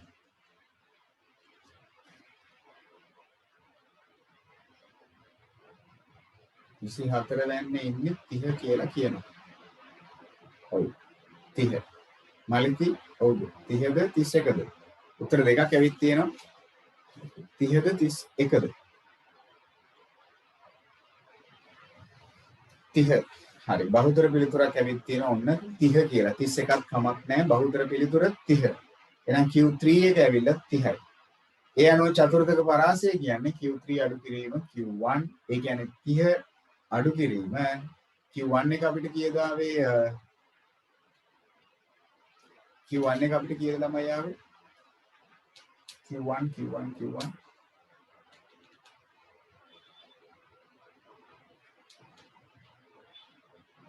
17. එහෙනම් 30 අඩු කිරීම 17 කියන්නේ 13යි. චතුර්ථ පරාසය ඇවිල්ලා 13යි. හරිද? මධ්‍යස්ථ ලකුණ කීයද ආවේ? මධ්‍යස්ථ ලකුණ. ඒකට කීයද ගත්තේ? Q2 එක අපි ගත්තේ කීයද? මුළු සංඛ්‍යාතයේ 32යි 32 4ෙන් බෙදලා දෙකෙන් වැඩි කරනවා කියන්නේ 16 වෙන්නේ. ඒතකොට 16 වෙන්නේ ඉන්නේ කවුද? 9යි 9ටයි 24 24 දෙක. 17යි. 25නේ. ඔව් 24ට වඩා එකක් වැඩි. හරි. Q2 ඇවිල්ලා 25. Q1 එක ඇවිල්ලා 17. Q2 එක ඇවිල්ලා 25. Q3 එක ඇවිල්ලා 30. චතුර්ථක පරාසය වෙන්නේ 30 අඩු කිරීම 17 13යි. හරි. ඔන්න චතුර්ථක ප්‍රශ්නයේ ටියුට් එකේ 4 වෙනි ගාන. ටියුට් එකේ 4 වෙනි ගාන. මූලිකව අපිට දැන් ඔන්න පදනමක් තියෙන්න ඕනේ කොහොමද චතුර්ථක හොයන්නේ? සමූහිත ව්‍යාප්තියක් තුළ මුලින්ම වගුව ගහ ගන්න ඕනේ. කණ්ඩායම් ටික හොයා ගන්න ඕනේ හින්දා. එතනින් පස්සේ කණ්ඩායම් ටික අරගෙන වක්‍රය නිර්මාණය කර ගන්න ඕනේ. වක්‍රය නිර්මාණය වුණායින් පස්සේ එතනින් පස්සේ ඔයගලන්ට තියෙන්නේ Q1 එක Q2 එක Q3 එක ස්ථාන තුන හොයාගන්න. ස්ථාන තුන හොයාගන්න ක්‍රමයකුත් සූත්‍රයකුත් තියෙනවා. මොකක්ද සූත්‍රය? මුළු සංඛ්‍යාතය 4ට බෙදන්න. 4ට බෙදලා එකකින් වැඩි කරන්න. එතකොට අපිට මේ පළමු චතුර්ථකයේ 4ට බෙදලා දෙකකින් වැඩි කරන්න. අන්න එනවා දෙවෙනි චතුර්ථකයේ. ඒ ඇවිල්ලා හැබැයි ඉන්න තැන. හරි. ඒ ඉන්න තැන වක්‍රය තුලින් හොයලා කවුද එතන ඉන්නේ කියලා බලන්නයි තියෙන්නේ. Q3 එක හොයන්න නම් මුළු සංඛ්‍යාතය 4ට බෙදලා ඒක තුනෙන් වැඩි කරන්න දෙන්න. හරිද? ඔන්න ගණන් 4ක් අද දවස තුල චතුර්ථක යටතේ මම ඔයගලන්ට කියලා දුන්නා. ඒ කියන්නේ මොකක්ද කරන්න ඕනේ පිළිවෙල කියලා. ওই ටික එකම දේ හරියට නිර්මාණය කරගන්න ඕනේ වක්‍රය. වක්‍රය හරියට ඇඳගත්තොත් හරි වක්‍රතාවයේ වෙනස් කරන්නේ නැතුව ලොකු වෙනසක් කරන්නේ නැතුව චතුර්ථක ටික හොයන එක නම් ලොකු කේස් එකක් නේද? එකම ගාන නෙමෙයි කරන්නේ. හරි. මම එහෙමනම් ටියුට් එකේ වැඩේ එතනින් අදට නවත්තන්නම්. මම හිතන්නේ අපි පස්වෙනි ගාන කතා කරේ නැත්නම් කොහොමද? 5 6 7 නෑනේ අපි 1 2 3 විතරයි නේද කතා කරේ. දැන් කතා කරපු 4ත් එක්ක තාම ගණන් 4යිනේ කතා කරේ. දත නිරූපණයේ ටියුට් එකේ. ඔව් නේද? 5 කරාලු. 5ක් කරාලු. හරි පස්වෙනි ගාන දක්වා කළා තියෙනවා. හරි. ඉතිරි ටික මම පස්සේ බලන්නම්. අද වැඩේ එහෙමනම් කරන්නම්. කුලක යටතේ අවසාන කොටස. හරි. වෙන රූප සටහන ආශ්‍රිත ගැටලු ටික අපි එදා අඳුරු කිරීම දක්වා තමයි අවසානයේටම නතර කරේ. ඔන්ලයින් පන්තිය තුලින් අපි කොහොමද උපකුලක 3ක් සහිත කුලක අඳුරු කිරීම ගැන කතා කරා. ඒ යටතේ ඔයගලන්ට 24 එක අභ්‍යාස මාලාවේ අඳුරු කිරීම ටික කරන්න කියලා කිව්වා. එහෙම තමයි ඒක නතර කරේ අද දවස තුල කොහොමද උපකුලක තුනක් තියෙන කුලක වෙන් රූප සටහන් තුල දත්ත ලකුණු කරන්නේ කියලා ඉගෙන ගන්නයි හදන්නේ. ඒ තමයි කුලක පාඩමේ අවසාන කොටස කොහොමද උපකුලක තුනක් සහිත වෙන් රූප සටහන් තුල දත්ත ලකුණු කරන්නේ කියලා. මම පොඩ්ඩක් අඳුරු කිරීම එකක් පොඩ්ඩක් බලලා ඉන්නම්. 24යි එක කොටස යට. හරි අපි බලමු 24යි එක කොටස යට. එහෙමනේ කට්ටිය අවසන් වුණේ. අන්තිමට කුලක පාඩමේ කරන්න දුන්නේ 24යි 1නේ 24යි 2 නෙවෙයිනේ. හරි 24යි 1.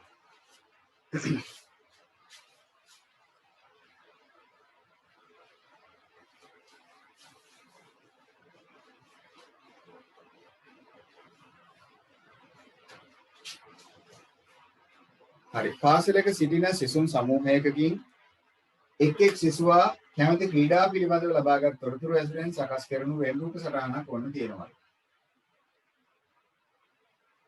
මේක ඇතුලේ එකිනෙකට වෙනස් වූ ප්‍රදේශ 8ක් තියෙන විත්තිය අපි මුලදී මතක් කරා. හරි උපකුලක තුනක් තියෙන අවස්ථාවලදී මේ කියන වෙන් රූප සටහන ඇතුලේ එකිනෙකට වෙනස් වූ ප්‍රදේශ 8ක් තියෙන විත්තිය ගැන මතක් කරා. ඒකයි මම ඊයේ සතිය අන්තිමටම ඉවර වෙද්දී කිව්වේ සමුදා පොඩ්ඩක් සූදානම් වෙන්න කුලක ටික නැවත පොඩ්ඩක් බලාගෙන අන්තිමටම කරේ මොකක්ද කියලා අද දවසේ ඒක ඉතිරි කොටස කරනවා කියලා.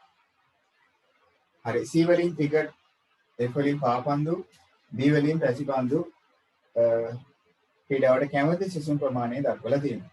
මෙම වෙන් රූප සටහන ආකෘතියේ භාවිතයෙන් පහත එක් එක් අංකණයෙන් දක්වා ඇති කුලකයේ නිරූපණය කරන ප්‍රදේශය අඳුරු කර දක්වා එය වාචිකවද, ඒ කියන්නේ වචනෙන්ද විස්තර කරන්න කියලා. මුලින්ම කුලක අංකණයේ රෝමාංක 1 අපිට කියනවා මොකක්ද පෙන්වුම් කරන්න කියලා.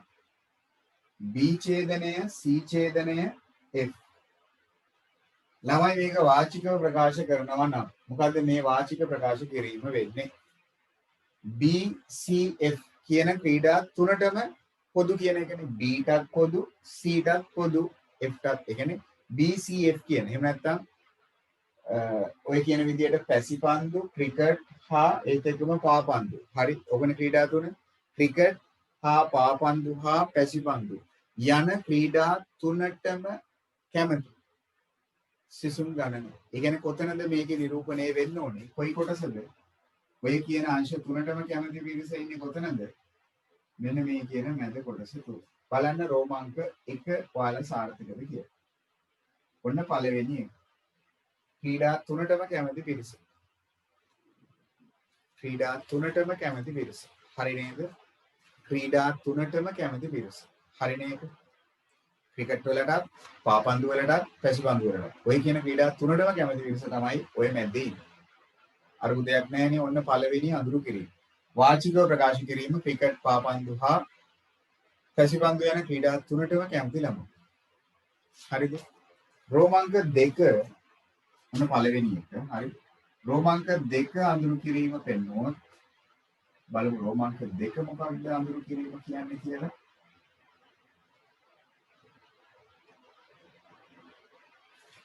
රෝමාංක 2 අපිට කියනවා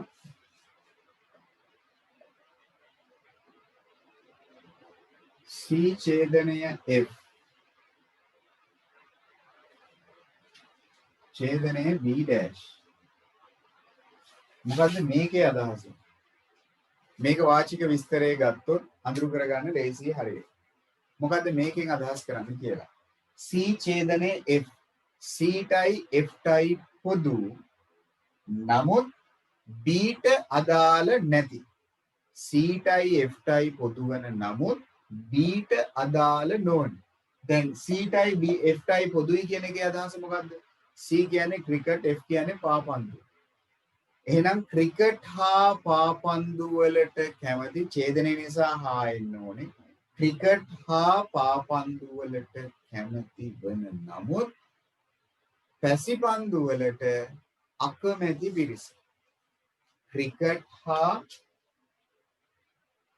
පාපන්දු වලට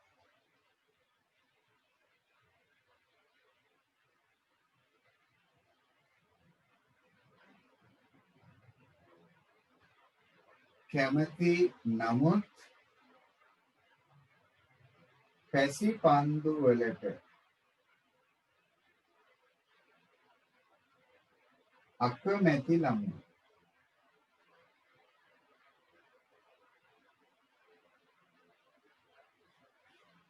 වෙන විදියකට ඕනනම් කියන්නත් පුළුවන්. වෙන විදියකට කියන්නත් පුළුවන්. මොකක්ද? තව විදියකට කියන්න පුළුවන්. නැතහොත් ක්‍රිකට් හා පාපන්දු වලට පමණක් කැමති ළමයි. ඒක තමයි කෙටි විදිය. ක්‍රිකට් හා පාපන්දු වලට පමණක් කැමති ළමුන් කියන්නේ වෙනම විදියකින් අරකට අකමැති හින්දා මේ දෙකට විතරක් කැමති කියන්නේ. එහෙනම් කොයි ටිකද අඳුරු වෙන්න ඕනේ?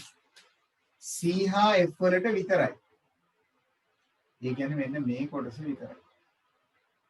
මෙන්න මේ කොටස විතරයි. සෙනු වැරද්දගෙන වැරද්දක් වෙලා ඇති. C හා F වලට පමණක් කැමති. B ට එහෙම අත තියන්න එපා. B ට අත තියන්න එහෙම එපා. කී දෙනෙක් වැඩි සාර්ථකද? ඔන්න රෝමාංක 2.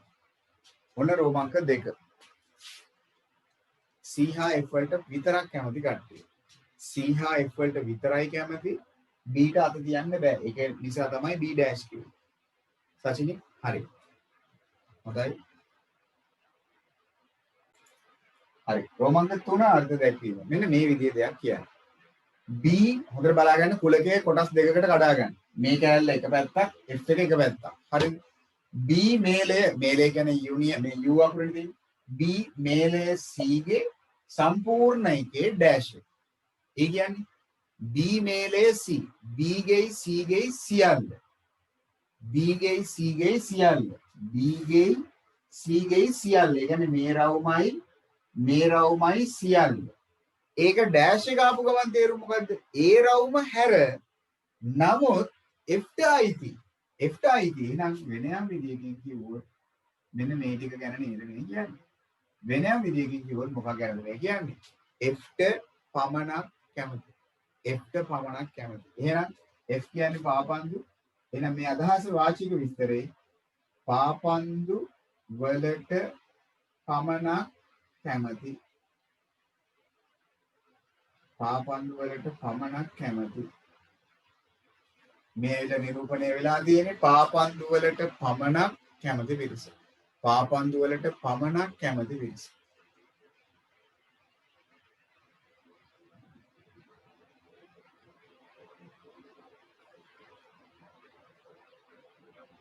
නැහැ. මෙතන වැරද්දක් තියෙනවා අච්චු පොතේ හරි ගස්ස ගන්නට. එතන එන්න ඕනේ අනිත් පැත්ත. ඡේදනයේ එන්න ඕනේ. නෑ ඒක හදාගන්න තමයි අනිත් පැත්ත හදාගන්න ඕනේ.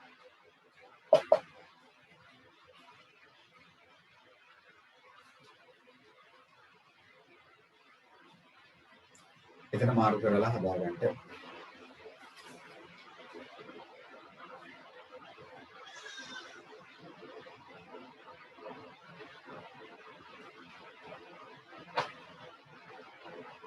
මේක අනිත් පැත්තට තිබ්බොත් ඔයගොල්ලෝ වටේ ටිකක් ගන්න ඕනේ.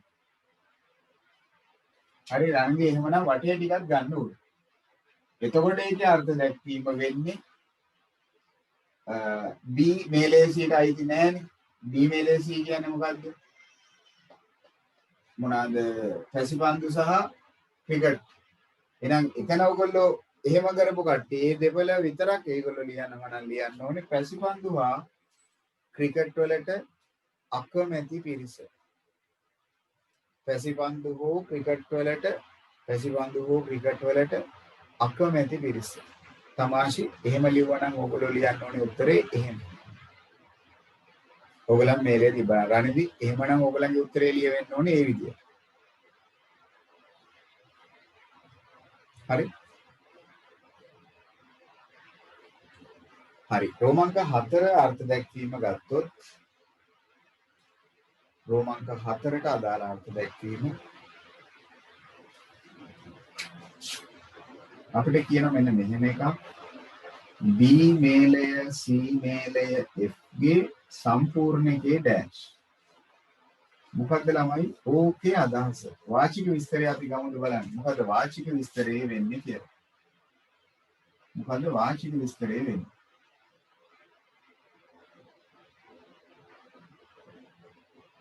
ඔව් මෙතනක මොකද කියන්නේ? වාචික විස්තරය මොකක් වේවිද? B මේලය C මේලය F. B මේලය C මේලය F කියන ඒ ඇවිල්ලා මේලේ සම්පූර්ණ එකේ ඩෑෂ් එකක් තියෙනවා. එහෙනම් මොකද්ද අදහස? B හෝ C හෝ F ට අදාළ නැති. හරි. හොඳයි. එහෙනම් මෙතන වෙන්න ඕනේ අර්ථ දැක්වීම මොකක්ද? ඉහත ක්‍රීඩා තුනටම ඉහත ක්‍රීඩා එකකටවත්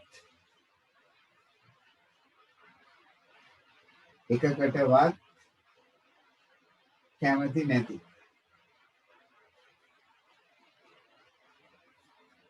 ඉහත ක්‍රීඩා එකකටවත් කැමති නැති ළමයි. ඉහත ක්‍රීඩා. එහෙම නැතුව ක්‍රීඩා එකකටවත් කියලා කියන්න එපා. ඉහත ක්‍රීඩා. මොකද ක්‍රීඩා කියද්දි මේ ක්‍රීඩා තුන විතරක් නෙමෙයිනේ වෙනත් ක්‍රීඩා තියෙනවනේ. ක්‍රීඩා වලට කැමති නැහැ කියලා කියන්න එපා. ඉහත ක්‍රීඩා තුනෙන් එකකටවත් කැමති නැති අය. කැමති නැති ළමයි. ඉහත ක්‍රීඩා තුනටම අකමැති. තුනෙන් එකකටවත් කැමති නැති. හරිද? ඔන්න ප්‍රශ්නාංක 1 කතාව.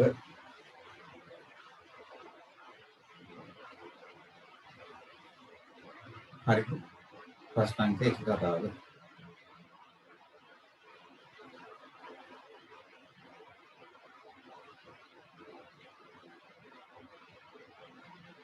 හරි. ඔව් මේක අදාළ ප්‍රදේශය කියන්නේ මේ වටේ ටික. හොඳයි.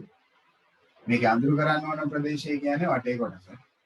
මේ ටික තමයි ගැලපෙන අඳුරු කරන්න ඕන ප්‍රදේශය වෙන්නේ.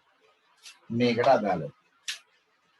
හරිද? ඔය මූලික කුලක අංකන ටික ඔළුවේ තිබ්බනම් ඇත්තටම ප්‍රමාණවත් ඉස්සරහට තියෙන ගැටලු සාකච්ඡා කරන්න. ඔය අංකන 4 වැදගත්. එළිය ටික අරකට පමණක් වෙන ටික. හරි. ඒ ටික අර්ථ දැක්වීම ටික හරියටම ඕන. හරිද? හරි. ඊළඟට ඔන්න මම ප්‍රශ්නාංක 2ට යන්නම්. උපකුලක අවස්ථාවක් සම්බන්ධ ගැටලුවක් ඔන්න දෙනවා. උපකුලක සම්බන්ධයක් ආශ්‍රිත ගැටලුවක්. හරිද? කියනවා මෙන්න මෙහෙම දෙයක්. ABC කුලක 3ක් තියෙනවා.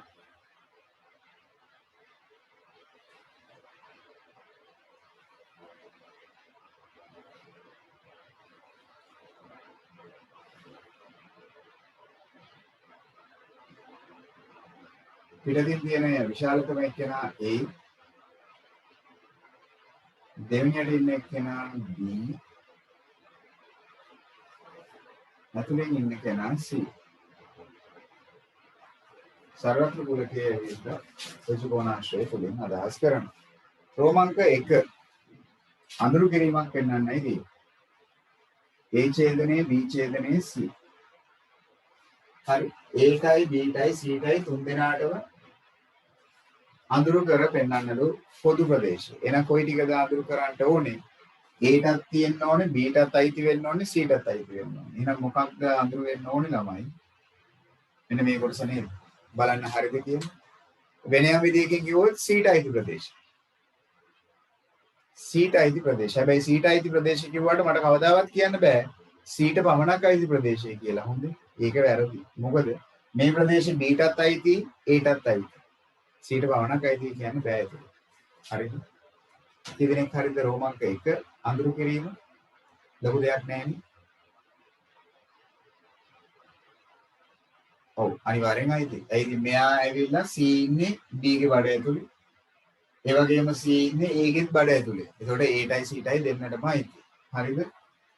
ඊළඟ එක රෝමාංක 2 අඳුරු කිරීම ගත්තොත් රෝමාංක 2 ඇවිත් තියෙනවා B ඡේදනය C dash B ට අයිති වෙන නමුත් B ට අයිති වෙන නමුත් C ට නම් අයිති නැහැ. එහෙනම් කොයි ටික? B ට අයිති B කියන රවුමට අයිති හැබැයි C ගේ රවුමට අයිති නැහැ. C ට අත තියන්න එපා. B ට අත තිබ්බට කමක් නැහැ. සරලව කිව්වොත් ඔව්. එහෙනම් කොයි ටික ගැනද මේ කියන්නේ? මෙන්න මේ කොටස. මෙන්න මේ කොටස. දැන් කෙනෙක්ට පුළුවන්ද කියන්න ඔය කොටස ඇවිල්ලා B ට පමණක් අයිති කොටස කියලා. කාට හරි පුළුවන්ද කියන්න ඔය මං අඳුරු කරලා තියෙන්නේ B ට පමණක් අයිති කොටස කියලා.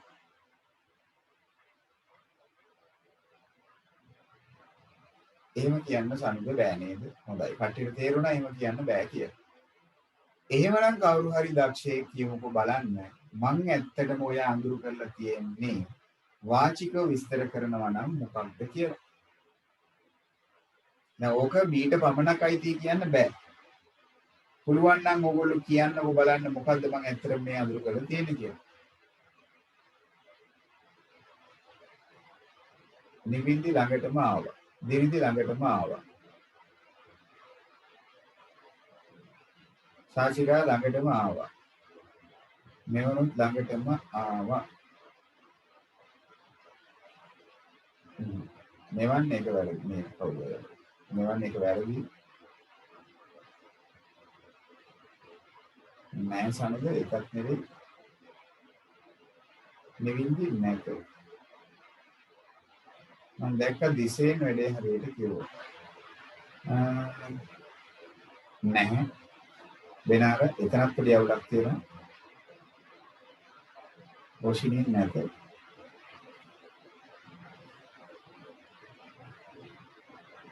අන්න හරි.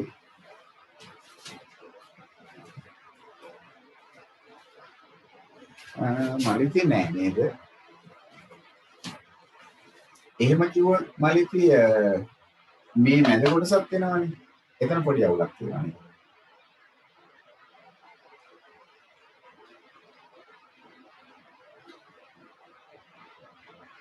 නෑ යෂිනි ඒකක් නෙමෙයි. අන්න තසුනේට වැඩි තේරෙනවා. තිසුනේ හරි.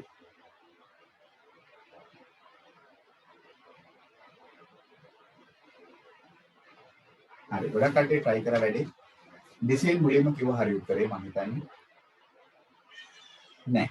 ගොඩක් අයගේ උත්තරේ වුණේ මොකක්ද?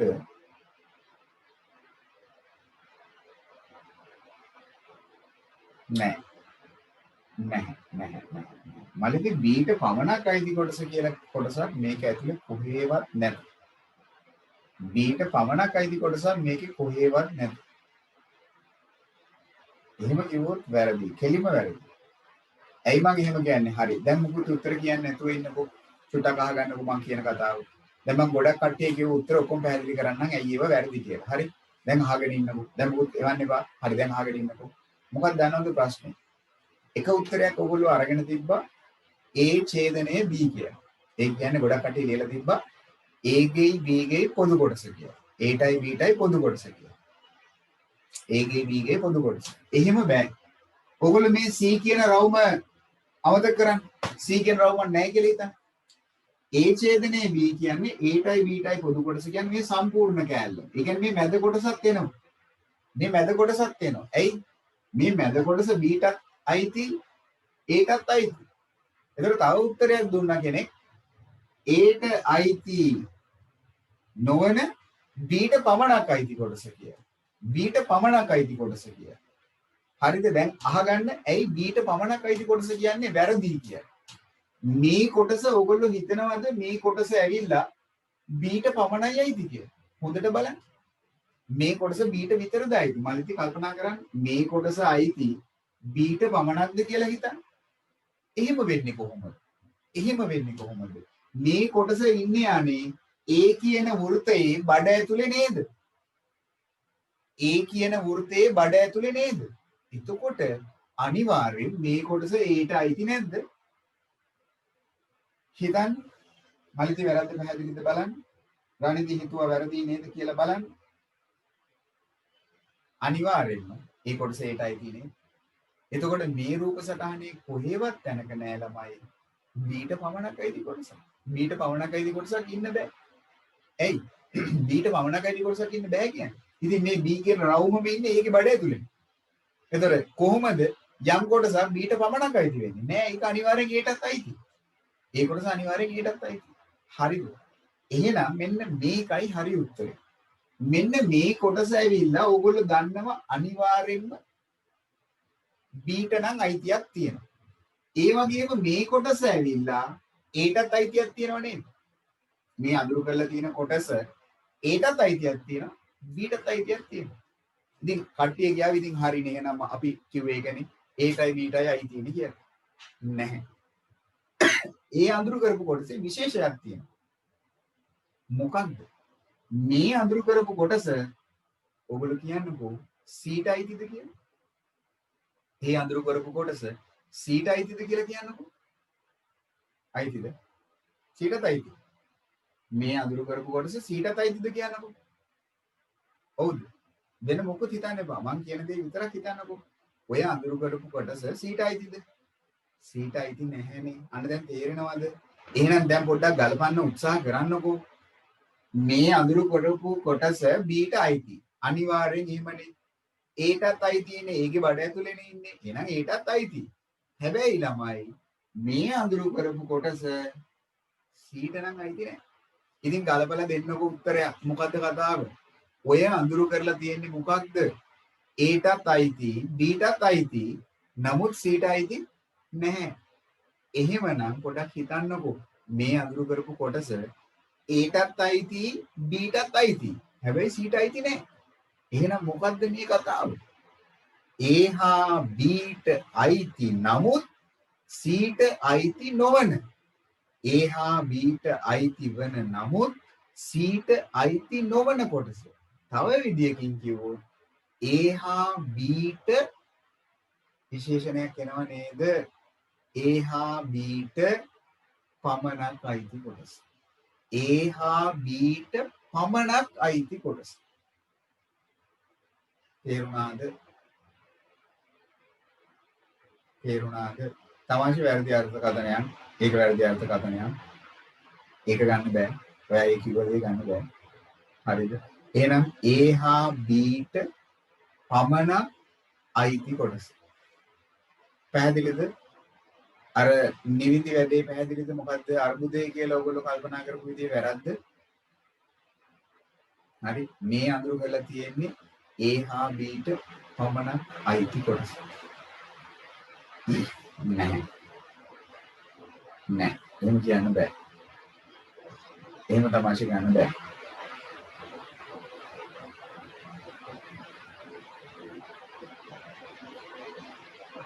මොකද මේ වටේ ටිකත් C ට අයිති නැහැ. ඒ නිසා ඒක ගන්න බෑ තමයි. ඒක වැරදි අර්ථකථනයක්. මලති වැඩි දැන් තේරුණාද මොකක්ද අවුල කියලා? සාචිකාට දැන් තේරුණාද මොකක්ද අවුල කියලා? අර්ථ දැක්වීම හරියට ගලපන විදිය ඔළුවට යන්න ඕනේ. හරිද? හරිද?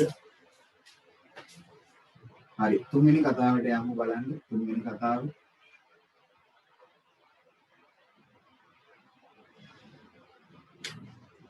තුන්වෙනි කාරණේ.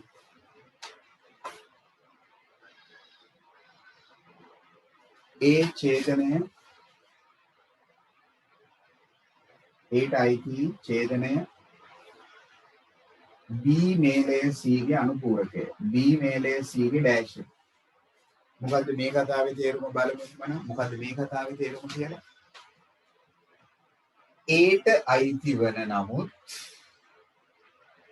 හරි Aට අයිති.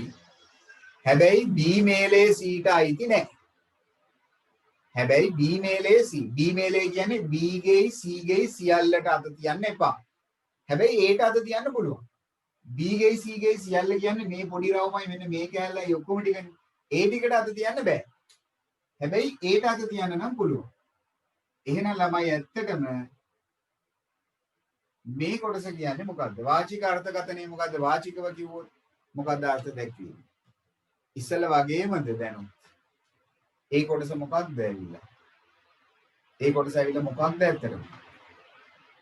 හරි. ඒක නම් අපේ කට්ටියට පැහැදිලි මොකද්ද කියලා.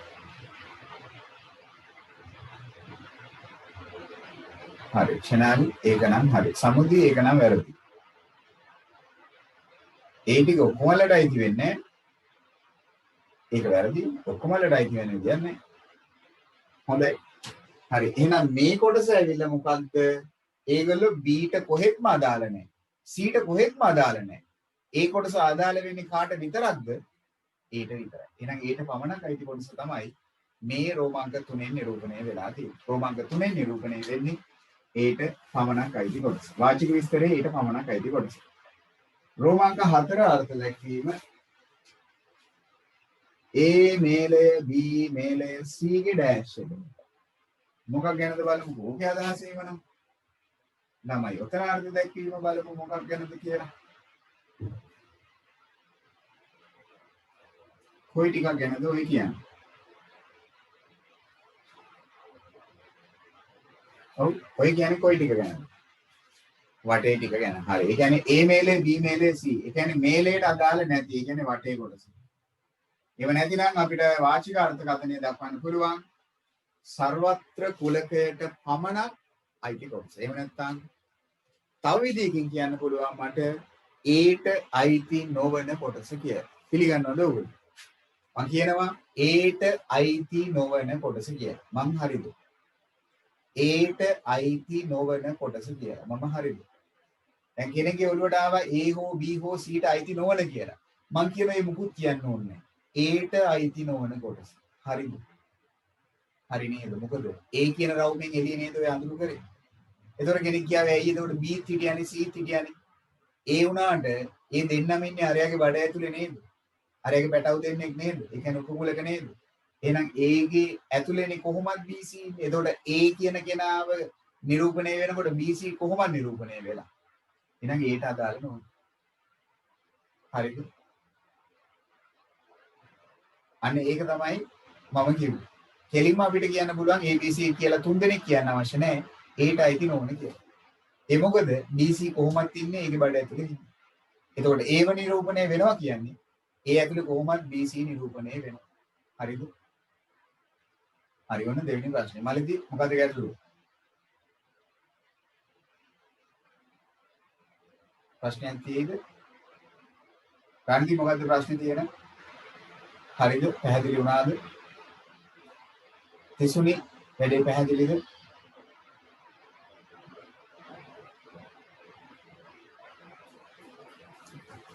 යෂිනි හරිද?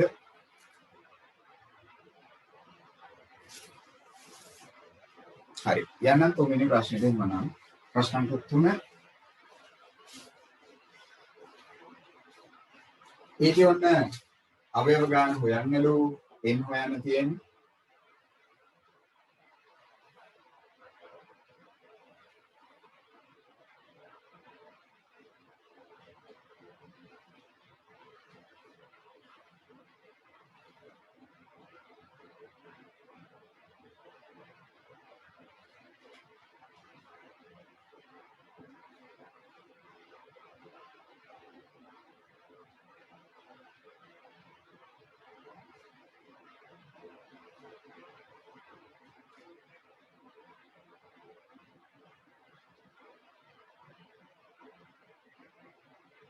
හරි අපිට දීලා තියෙනවා වෙල් රූප සටහනක දත්ත නිරූපණය කරලා දීලා තියෙනවා එක එක් ප්‍රමාණ අවයව ප්‍රමාණ කොච්චරද කියලා.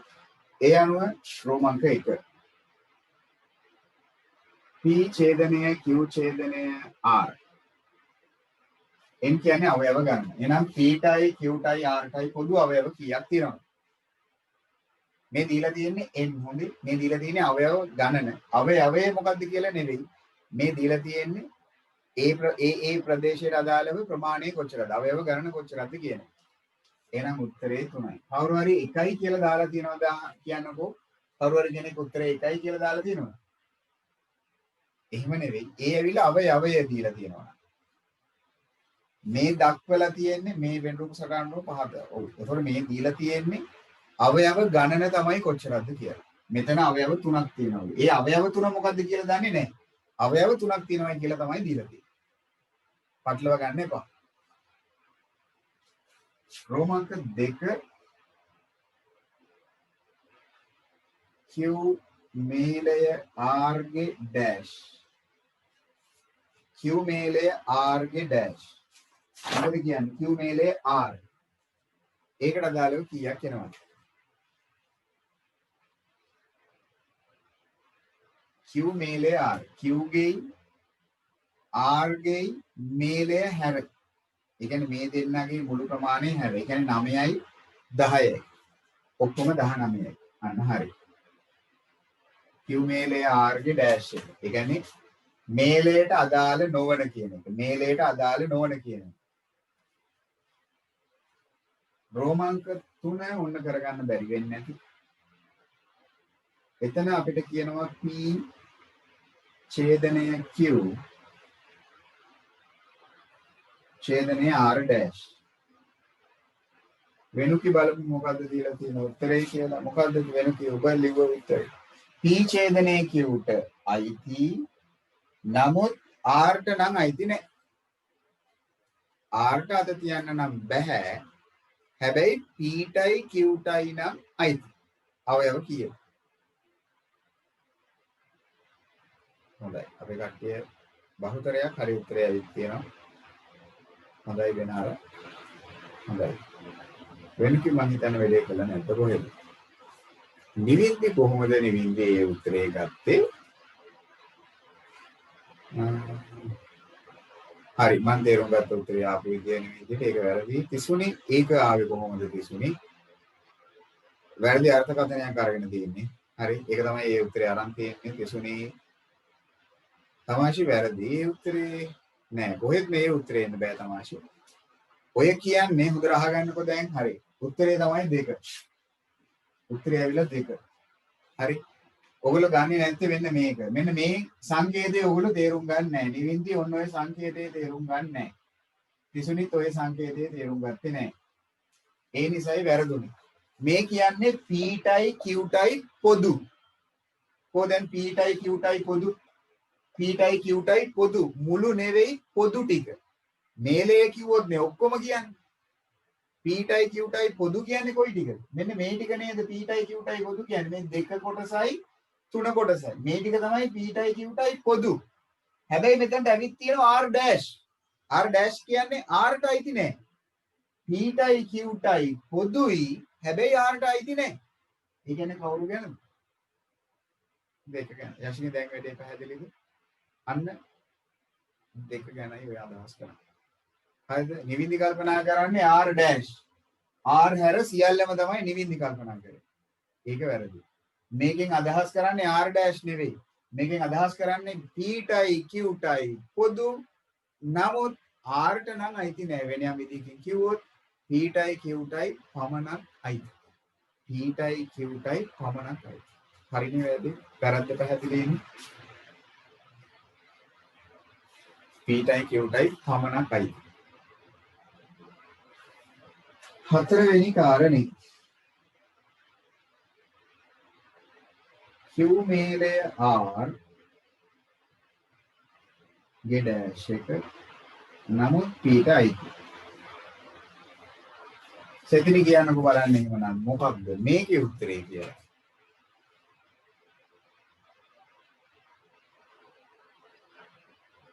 හොඳයි විරාජ් උත්තරයක් කියනවා. Q මේලය R Q මේලය R මේ දෙන්නට නම් අයිති නෑ. නමුත් P ට අයිති. හොඳයි. යෂ්මි මට වෙනස් උත්තරයක් කරගත්තා. ඒ මොකද්ද? Q මේලේ R කියන්නේ Q ටවත් R ගෙවත් අයිති නෑ. මේ කියන ජෝඩුව හැර. හැබැයි P ට අයිති. ඒ කියන්නේ P ට පමණක් අයිති. එහෙනම් යෂ්මි 10ක් වෙන්නේ කොහොමද?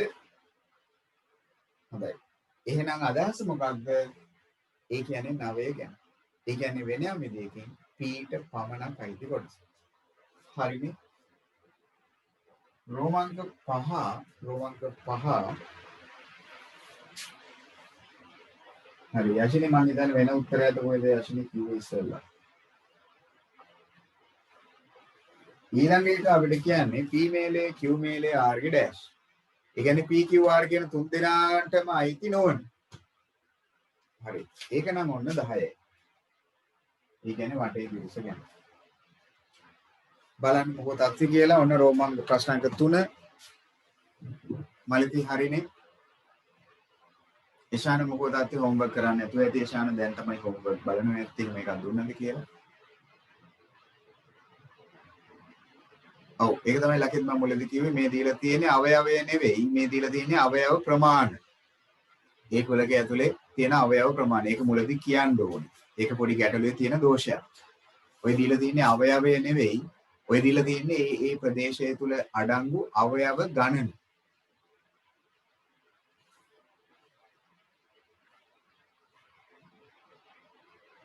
හරි ඔන්න එහෙමනම් ඒ කතාවත් හරි. අනුමාත්‍රිකාවක් ගන්න අවසාන කොටස ඉතින් කුලක පාඩමේ ඇත්තටම දැන් කුලක කියලා විශේෂ නීති ටිකක් දැන් මොකද අමුතුවෙන් ඉගෙන ගන්න නැහැ. දැන් ගණන් හදන්න තමයි තියෙන්නේ. අනුමාත්‍රිකාවක් ලියන්න කුලක වෙන් රූප සටහන් ආශ්‍රිත කුලක වෙන් රූප සටහන් ආශ්‍රිත කුලක වෙන් රූප සටහන් ආශ්‍රිත කුලක වෙන් රූප සටහන් ආශ්‍රිත ගැටලු විසඳීම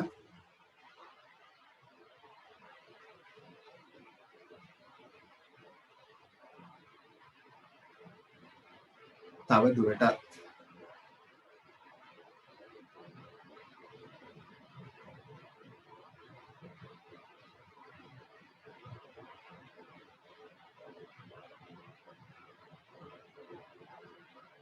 කුලක වෙන් රූප සටහන් ආශ්‍රිත ගැටලු විසඳීම තව දුරටත් හරි මම කෙලින්ම ගැටලුවක් ගන්නම්. හරි දැන් අපි කතා කරන්න හදන්නේ රවුන්ඩ් 3. එහෙම නැත්නම් උපකුලක 3ට අදාළව උපකුලක 3කට අදාළව කොහොමද ගැටලු විසඳන්නේ කියලා. බහුතරයක්ම ගැටලු ලැබෙන්නේ මෙන්න මේ කියන උපකුලක 3ක් තියෙන මේ පොදු ආකාරය. මේක තමයි සම්මතාකාරයේ උපකුලක 3ක් આવොත් එන. හැබැයි මෑත කාලීනව විභාගෙදී මේ කියන සම්මතාකාරයෙන් ලැබෙන ඒවා ටිකක් දැන් අඩුයි.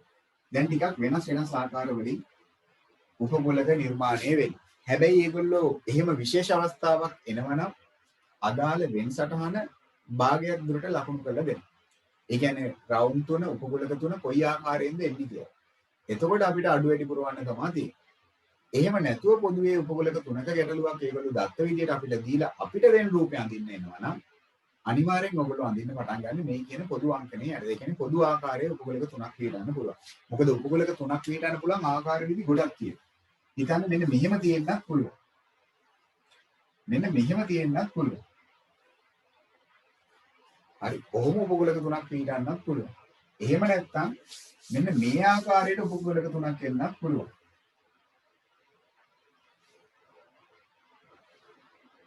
කොහොමද මෙහෙම ආවොත්? මෙහෙම එන්නත් පුළුවන්. හරි. ආකාර විදි ගොඩක් තියෙන පුළුවන් උපකුලක 3ක් එන්න පුළුවන්. එහෙම නැත්නම් රවුන්ඩ් දෙකක් ඡේදනය වෙලා එක රවුමක් වෙනම වෙනවා. වියුක්ත වෙනවා. කොහොම වෙන්නත් පුළුවන්. එතකොට මේ වගේ විශේෂ අවස්ථා තියෙන්න පුළුවන්. එහෙම විශේෂ අවස්ථා තිබ්බොත් එයාලා ගොඩක් පිට ඒ අදාළ වෙන් රූප සටහනේ දල සටහන වෙන් සටහනේ දල සටහන ඔයාලට දෙන්න.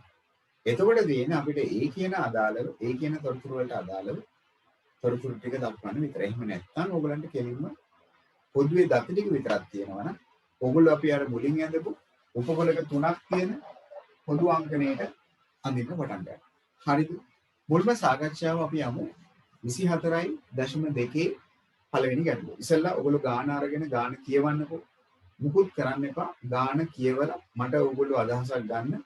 ගාන තුල අන්තර්ගත වෙලා තියෙන්නේ මොකද්ද කියලා. ටක් ගාලා ගාන කියවන්නකෝ. 24.2 පළවෙනි ගැටලුව. අන්තර්ගතය විතරයි මුකුත් කරන්න එපා. පළවෙනි ගැටලුව මම කරන විදිය ලකුණු කරන විදිය ඔක්කොම මම කියන්නම්.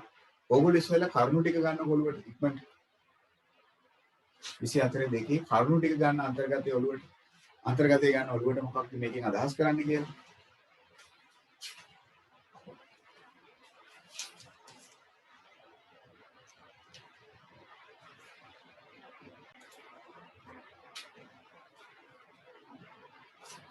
හරි.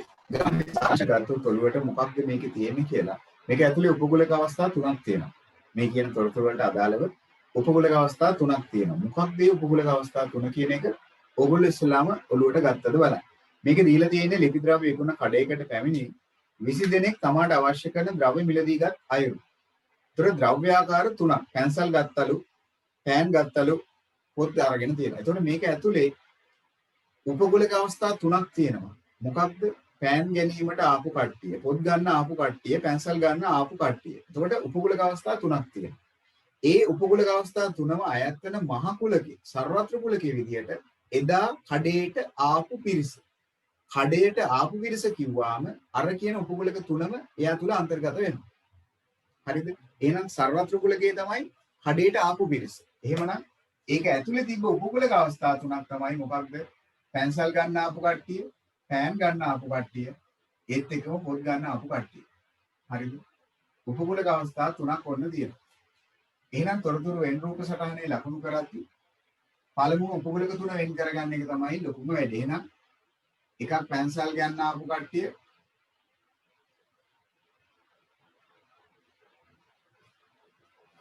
අනික ගමු පොත් ගන්න ආපු කට්ටිය,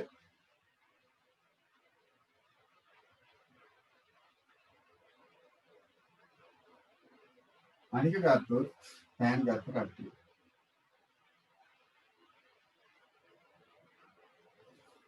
සර්වත්‍ර කුලකයේ තුලින් අදහස් වෙන්නේ එදා කඩේට ආපු ඔක්කොමල්ල කියන එක. එදා කඩේට ආපු ඔක්කොමල්ල කියන එක. තොරතුරු අංක 1. කඩේට ආවලු 20 දෙනෙක් තමාට අවශ්‍ය ද්‍රව්‍ය ගන්න. එහෙනම් මේ 20 යන්න ඕනේ කොතනටද? මහ කුලකයට. ඒ කියන්නේ කඩේට ආපු ඔක්කොමල්ල 20ක් හිටියා කියන එක. කඩේට ආපු ඔක්කොමල්ල 20ක් හිටියා කියන එක.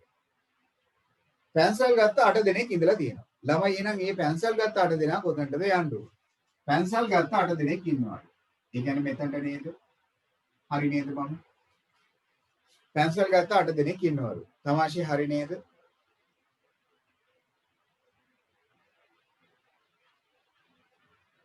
නැද්ද මම? වැරදිද?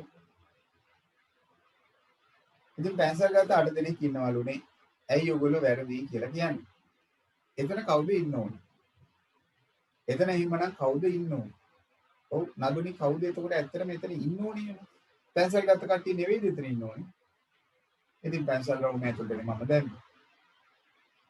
හරි. ඒක මාජින් එකට යන්න ඕනේ. ඇයි මාජින් එකට යන්න ඕනේ කියන්නේ? එතන ඉන්නේ කවුද? පැන්සල් පමණක් ගත්ත කට්ටිය. නමුත් මෙතන කියන්නේ 8 දෙනෙක් පැන්සල් පමණක් ගත්ත කියලා නෙවෙයි. පැන්සල් ගන්න 8 දෙනෙක් ඇවිල්ලා තියෙනවා. එහෙනම් පැන්සල් ගන්න 8ක්. එහෙනම් ඒ කියන්න ඕනේ පැන්සල් කියන රවුමට අදාළ මාජින් එකට වෙන්න ඕනේ. පෑන් ගත්ත 11 දෙනෙක්ද ඉඳලා තියෙනවා. එහෙනම් පෑන් ගත්ත 11 දෙනෙක්. එහෙනම් ඒක යන්න ඕනේ පෑන් මාජින් එකට. 13 දෙනෙක් පොත් ගත්ත අය දෙනෙක් වෙනවලු. එහෙනම් 13ක් එන්න ඕනේ. එහෙනම් පොත් වලට අදාළ මායිමට වෙන්න ඕනේ. ඔන්න දැන් තොරතුරු ලකුණු කිරීම හරියටම වෙනවද බලන්න. පැන්සල් හා පොත් ගත්ත 6 දෙනෙක් ඉඳලා තියෙනවා. පැන්සල් හා පොත් ගත්ත 6 දෙනෙක්. පැන්සල් හා පොත් ගත්ත 6 දෙනෙක්. ඒ කියන්නේ මේ රවුමටත් අයිති, මේ රවුමටත් අයිති 6 දෙනෙක් හිටියලු. එහෙනම් ඒ 6 කියන්නේ මේ දෙකටම පොදු කොටසනේ. ඒ කියන්නේ මෙන්න මේ ටික. ඒක දාන්නේ අපිට කෙලින්ම මෙතනට දාන්නවත් අපිට මෙතනට දාන්නවත් තීරණයක් කරගන්න බැරි හින්දා මේ තැන් දෙකටම දාන්නේ නැහැ. ඒක දාන්නේ අපි මෙන්න මෙතන. එහෙනම් මෙතන කී දෙනෙක් ඉන්නවද? 6 දෙනෙක් ඉන්නවයි කියලා. මේ මෙතන මාජින් එකේ මේ රවුමයි ඡේදනය වෙන තැන අපි දාමු කී දෙනෙක් ඉන්නවයි කියලාද? හරි. එතන අපි පොඩියට ගත්තොත් එතන තමයි කී දෙනෙක් ඉන්නවද? 6 දෙනෙක් ඉන්නවයි කියලා පෙන්වන්න කරන්නේ. මෙන්න මේ කියන මාජින් එකේ පැන්සල් වලටත් පොත් වලටත් දෙකටම පොදු වෙන කොටස. එතනින් දාමු 6ක්. ඒක මෙතනට දාන්නත් බෑ, මෙතනට දාන්නත් බෑ. ඒ තැන් දෙකටම යන මුළු ප්‍රමාණය තමයි 6 කියන්නේ. පැන්සලුයි පොතුයි දෙකම ගන්න කට්ටිය. හැබැයි ඒගොල්ලෝ කියනවා මේ 6 දෙනාගෙන් 4 දෙනෙක් පෑන් ගත්තේ නෑලු. එතකොට ඒ 6 දෙනාගෙන් 4 දෙනෙක්. එතකොට ඒ 6 යන්න ඕනේ මෙන්න මේ කෑල්ලට. 4 දෙනෙක් පෑන් අරගෙන නෑලු. එහෙනම් අනිවාර්යෙන් ඒ 4 දෙනා ඉන්න ඕනේ කොතනද? පෑන් වලින් එළිය. එහෙනම් ඒ 6න් 4ක් යන්න ඕනේ මෙතන. එහෙනම් ළමයි මෙතන කී දෙනෙක් ඉන්න ඕනේද? එහෙනම් මෙතන කී දෙනෙක් ඉන්න ඕනේද? මොකද කියන්නේ? ඔව්. එතන ඉන්න ඕනේ දෙන්න. මොකද අපිට කියන්නේ පැන්සල් හා පොත් ගත්ත 6 දෙනෙක් ඉන්නවලු. ඒ කියන්නේ මේ දෙකටම පොදු කොටස. මෙන්න මේ කියන මාජින් එකේ 6ක් එන්න ඕනේ. එතනින් 4 දෙනෙක් පෑන් ගත්තේ නෑලු. ඒ කියන්නේ මේ 4 දෙනාට මෙතනට යන්න බෑ. එහෙනම් මේ 4 දෙනා අනිවාර්යෙන් ඉන්න ඕනේ මේ කොටසේ. ඒ කොටසේ 4ක් ඉන්නවා කියන්නේ මුළු පිරිස 6ක් වෙන නම් මෙතන දෙකක් වෙන්න ඕනේ කියන එක. මාජින් එකට 6ක් ආපු විදිය හරියටම ගන්න ඔළුවට. ඒක දානව නම් වඩා හොඳයි. දැම්මේ නැහැයි කියලා වැරද්දක් නැහැ 6. දානව නම් වඩාත් හොඳයි. ඊළඟට පැන්සල් හා පෑන් යන දෙවර්ගයම ගත්ත කට්ටිය 3 දෙනයි. පැන්සල් හා පෑන් යන දෙවර්ගයම ගත්ත කට්ටිය 3 දෙනයි. පමණක් නෙවෙයි. පැන්සල් හා පෑන් කියන වර්ග දෙකම. ඒ කියන්නේ මෙන්න මේ කෑලි. ඔක්කොම ඉන්නවලු කී දෙනෙක්ද? ඒ කියන්නේ මෙතන මාජින් එකට කීයක්ද? 3ක් ඉන්නවලු. එතන 3ක් ඉන්නවා. එතන 3ක් ඉන්නවා කියන්නේ මෙන්න මේ කෑල්ලෙන්නේ 3ක් නිරූපණය වෙන්නේ. ඉතින් දැනටම මේ කෑල්ලේ දෙකක් ඉන්නවා නම් මෙතන කී දෙනෙක් ඉන්න ඕනේද? අන්න එකක් ඉන්න ඕනේ. මොකද මේ මුළු කෑල්ලෙම නිරූපණය වෙන්නේ 3ක්. මේ කොටසේ දැනට දෙකක් ඉන්නවා කියන්නේ තව ඉතිරි වෙන්නේ කොච්චරද? අන්න එකක්. ඒ කොටසත් හරි. ඊළඟට ඔන්න කියනවා පෑන් පමණක් ගත්ත 3 දෙනෙක් හිටියලු. එහෙනම් පෑන් පමණක් ගත්ත 3 දෙනෙක් ඉන්නවා. ඔන්න එහෙමනම් පෑන් පමණක් කොටසත් මාර්ක් කරගන්න. හරිද වෙන රූපේ ඔක්කොම ටික දීලා තියෙන තොරතුරු වලට අදාළ වෙන ඔච්චරයි කරන්න තියෙන්නේ. හරිද? එහෙමනම් අපිට බැරිද දැන් ඉතුරු ටික පුරව ගන්න. දැන් අපි මේ කියන පැන්සල් රවුමේ කොටස් 4න් 3ක්ම ගන්න. ඔක්කොම පිරිස 8ක් වෙන්න ඕනේ. දැනට ඉන්නවා 1යි 2යි 4යි. ඒ කියන්නේ 7ක්. එහෙනම් අදිපාඩුව අන්න 1යි. ඔන්න දැන් 8ක් පිරෙනවා නේද බලන්නකෝ. ඒ විදිහටම ඊළඟට පෑන් රවුම ගත්තොත් කොටස් 4න් 3ක්ම දාන්න. 3යි 1යි 4යි 2යි 6යි ඔක්කොම 11ක් වෙන්නේ. එහෙනම් මෙතන කී දෙනෙක් ඉන්න ඕනේද? අන්න 5යි. හරිනේ.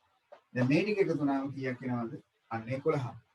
එහෙනම් දැන් අපිට මෙතන හොයාගන්න ඕනේ මේ රවුමෙන්ම 13ක් දැනට ඉන්නවා 5යි 2යි 7යි 11ක්.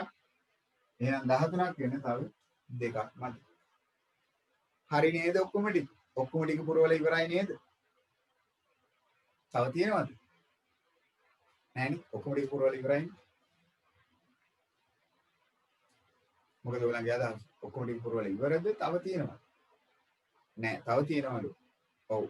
මොකක්ද? එළියෙන් ඉන්න කට්ටිය. එළියෙන් ඉන්න කට්ටිය. එහෙනම් එළියේ කී දෙනෙක් ඉන්නවද? දැනට ඉන්නවා මේ ටිකේ බලන්න ඔක්කොම ටික එකතු කරාම මේ 4 දෙනාගෙන් 8යි 10යි 15යි 3යි කීයද? 18යි. ඒතර තව අදිපාඩුවක් තියෙනවා 20ක් වෙන්න දෙකක්. ඒගොල්ලෝ තමයි එළියේ ඉන්නේ. එළියේ ඉන්න ඕනේ මොනවාද දෙකක්. ඔන්න අදාළ වෙන රූප සටහන. ඔන්න රෝමාංක 1 මම කරා. දැන් බලන්න තොරතුරු ටික ලකුණු කරගන්න ඕගොල්ලෝ. ඒ අනුව ප්‍රශ්න 3ක් තියෙනවා උත්තර දෙන්න. හරි තොරතුරු ටික ලකුණු කරගන්නකෝ.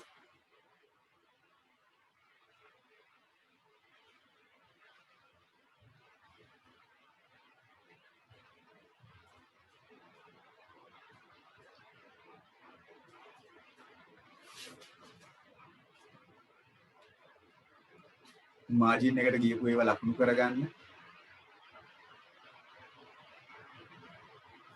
කවදාවත් මුළු පිරිස ගණනය කරද්දී මාජින් වල තියෙන ඒවා ගණනය කරන්න එපා.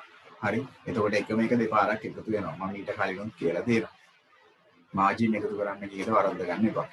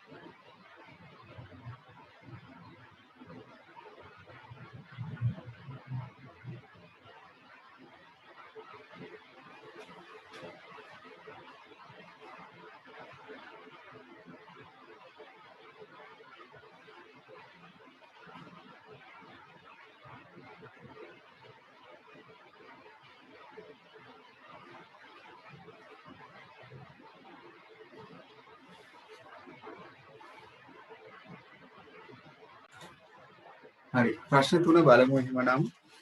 මෙහෙම කතාවක් කියනවා. ඉහත ද්‍රව්‍ය කිසිවක් නොගත් අය. ඉහත ද්‍රව්‍ය කිසිවක් නොගත් අය. ඒ කියන්නේ පෑන්වත්, පැන්සල්වත්, එහෙම නැත්නම් පොත්වත් මුකුත් ගත්ත නැති පිරිස කීයද? ඒ කියන්නේ එළියේ ඉන්න පිරිස ගැන. එහෙනම් රෝමාංක 1ට අදාළ උත්තරේ ළමයි කීයද? 2. හරිනේ. ඉහත ද්‍රව්‍ය කිසිවක්ම ගත්තේ නැති කට්ටිය. රවුම් 3න් එළිය කට්ටිය. හරිනේ. රෝමාංක 2 අපිට කියනවා පෑන් නොගත් අය.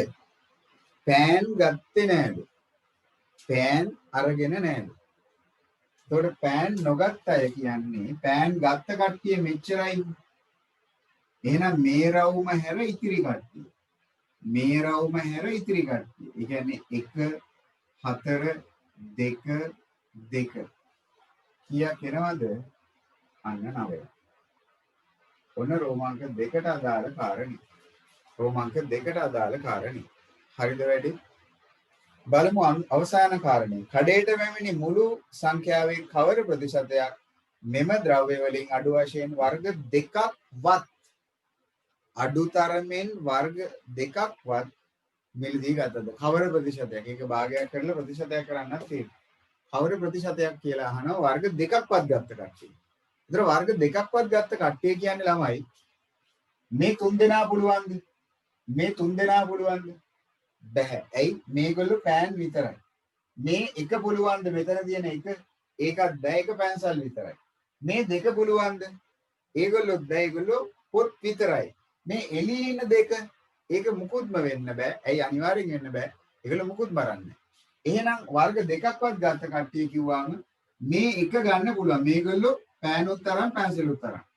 4 ගන්නත් පුළුවන්, 5 ගන්නත් පුළුවන්. එච්චරයි නේද කට්ටිය. ඇයි අපිට මේ දෙක ගන්න පුළුවන්ද බැරිද? ඒ දෙක ගන්න පුළුවන්ද බැරිද? හොඳට කල්පනා කරලා දෙන්න බලන්න. මේ මැද්දේ ඉන්න දෙක ගන්න පුළුවන්ද බැරිද? මැද්දේ ඉන්න. ඔව් නිසල්ම කියනවා බැහැයි කියලා. ජනිතුත් කියනවා බැහැයි කියලා. මොකද හිතන්නේ? තමයි ගන්න පුළුවන්. ඒ මොකද මේ මැද්දේ ඉන්න දෙක තමයි වඩාත්ම සුදුසු. ඇයි? ඒගොල්ලෝ වර්ග 3ක්ම අරන් තියෙනවා. අපිට කියන්නේ වර්ග දෙකක්වත් කියලානේ. ඔය කියන වත් කියන ප්‍රත්‍ය ඕකේ අදහස මොකක්ද? අඩුම තරමේ වර්ග දෙකක් ගන්න ඕනේ. ඉතින් වර්ග 3ක් ගන්නවා නම් ඒගොල්ලෝ හොඳටම පුළුවන්.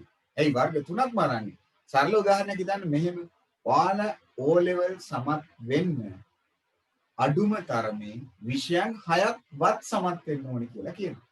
අඩුම තරමේ විෂයන් 6ක්වත් සමත් වෙන්න ඕනේ කියනවා. එතකොට ඔයගොල්ලෝ විෂයන් 9ෙම සමත් වුණොත් ඔයගොල්ලෝ ෆේල්ද එතකොට? ඔයගොල්ලෝ වඩාත්ම හොඳින් සමත් නේ කියන්නේ. ඒකත් ගන්න පුළුවන්. අන්න ඒකම තමයි මෙතන. අඩුම තරමේ ಜಾති දෙකක්වත් ගන්න ඕනේ කියන්නේ ಜಾති තුනම ගන්න කට්ටිය වඩාත් හොඳයි.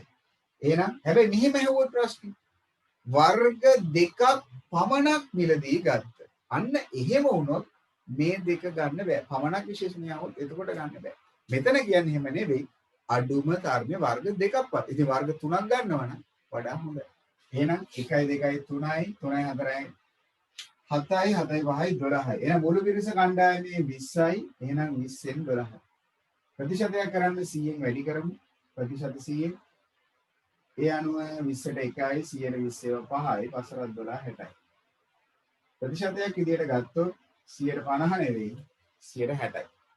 ප්‍රතිශතයක් විදියට ගත්තොත් අන්න 160යි. ඔන්න පැහැදිලි කිරීම පළවෙනි ගැටලුව. අඩුපාඩු ටික හරි ගස්ස ගන්නකො. ඔන්න කුකුලක 3ක් සහිත වෙන් රූප සටහනක තොරතුරු ලකුණු කිරීම. අමානි මොකෝ තත්ත්වය. අන්තිම එක වැරදිලා ඇති. අනිත් දෙක නම් හරි ඇති. සයිරු තුනම හරි කියලා තියෙනවා. හොඳයි. දැන් ප්‍රශ්නාංක 2 කියමු බලන්න. ප්‍රශ්නාංක 2 කියමු බලන්න. අදහසක් ගන්න ඒකේ කුකුලක අවස්ථා කීයකට යන්න ඕනේද කියලා. හොඳයි. දැන් අපි යමුකෝ. ශනාලි හරි නේද ශනාලි? හරි දිශෙන් වැඩේ හරි. දිශෙන්ට වැඩේ පුළුවන් වෙලා තියෙනවා. හොඳයි. හරි ප්‍රශ්නාංක 2 කියවන්න. උපකුලක අවස්ථා කීයක් තියෙනවද කියලා ඔළුවට ගන්න ඉස්සලාම. ප්‍රශ්නාංක 2. කලබල වෙන්න එපා. ඒකේ ප්‍රතිශතයක් දුන්නාට බය වෙන්න දෙයක් නැහැ. පොඩි දෙයක් ඒක.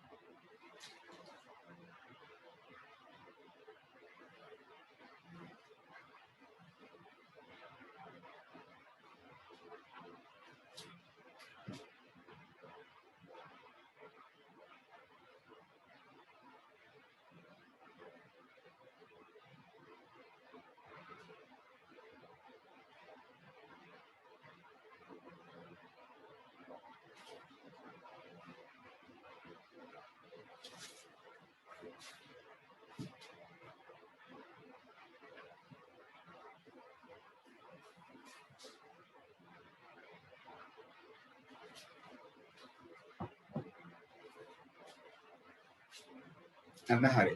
ඒක තමයි දැන් කල්පනා කරන්න තියෙන්නේ. මුළු පිරිස දන්නේ නැහැ නේද කියන්නේ. කට්ටිය අහනවා මොකද කරන්නේ? මුළු පිරිස දීලා නැහැ නේ කියලා. මොකද කට්ටියගේ අදහස? මුළු පිරිස දීලා නැහැ. මුළු පිරිස අපිට දීලා නැහැ. මේක දීලා තියෙන්නේ ප්‍රතිශතයක් විදියට. එතකොට අපිට සලකන්න වෙනවා දැන් අපිට හිතන්නකෝ අපිට පේපර් එකක ලකුණු දෙනවා 90යි කියලා. ඒ කියන්නේ පේපර් එක හදලා තියෙන්නේ ලකුණු 100න් කියන එකනේ. ඒ වගේ තමයි මෙතන මුළු කණ්ඩායම අපි සලකමු කීයයි කියලාද ප්‍රතිශතයක් විදියටනේ 100යි කියලා. මුළු කණ්ඩායම කියන්නේ 100යි කියලා. දැන් කණ්ඩායම තුල ඔක්කොම 100ක් ඉඳලා තියෙනවා. එහෙනම් ABC නැමැති පුවත්පත් තුන මිලදී ගැනීම පිළිබඳව දීලා තියෙනවා. 50ක් ඒ පුවත්පත. එහෙනම් A කියන පුවත්පතේ මාජින් එකට යන්න ඕනේ 50. පමණක් කියලා නැති හින්දා. ඒත් එක්කම 67ක් B කියන පුවත්පත. 67ක්. ඒත් එක්කම 55ක් C. අනේ 55ක් C.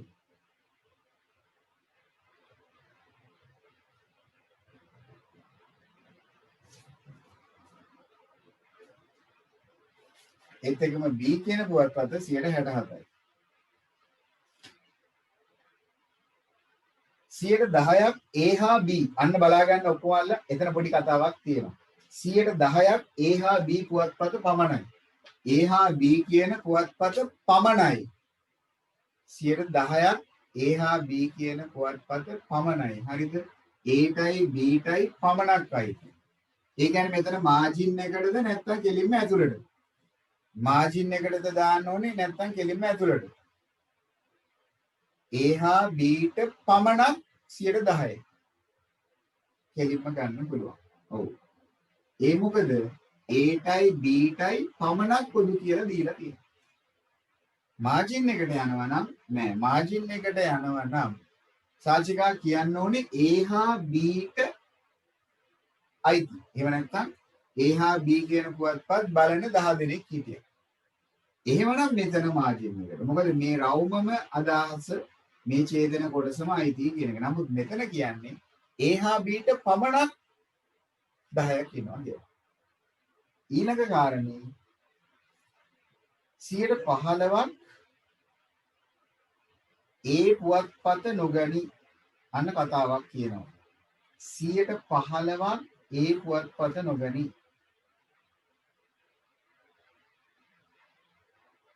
ඒ පුවත්පත පමණක් ගන්නවා. 15ක් ඒ පුවත්පත විතරයි. එහෙනම් 15ක් එන්න ඕනේ ඒට පමණයි.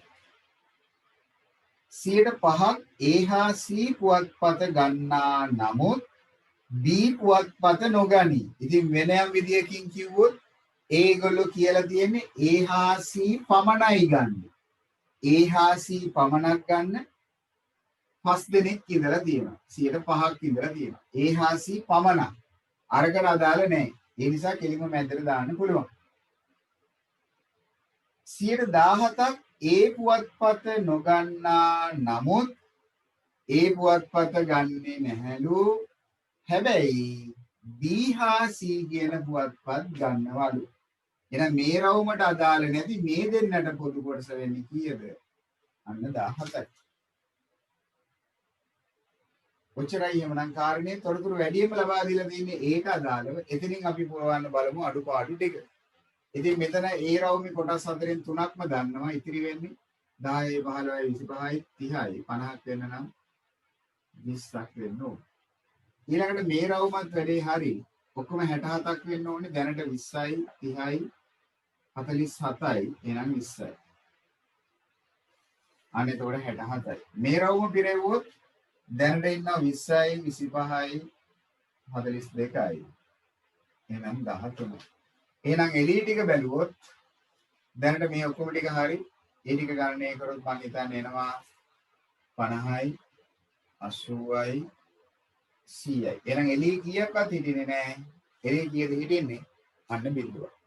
එළියට එන්නේ අන්න බිඳුව. දැන් එහෙමනම් ඕගලන්ට පුළුවනි ඔන්න වෙන රූපේ හරි.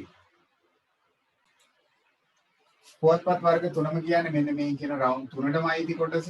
රවුම් තුනටම අයිති වෙන කොටස කියන්නේ මෙන්න මේ මැද කොටස. ඒ කියන්නේ ප්‍රතිශතයක් විදියට 120යි. හරි නේද? 120% කියනවා. හොඳයි.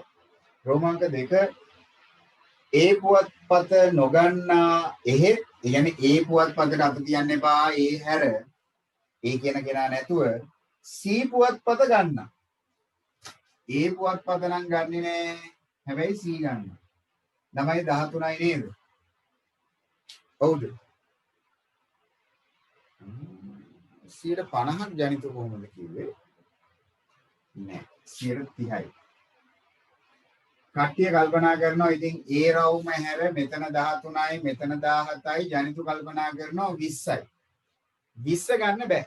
ඇයි 20 ගන්න බැරි? ඒ 20 දෙනා C ගන්නවද? C පුවත්පත මිලදී ගන්නවද?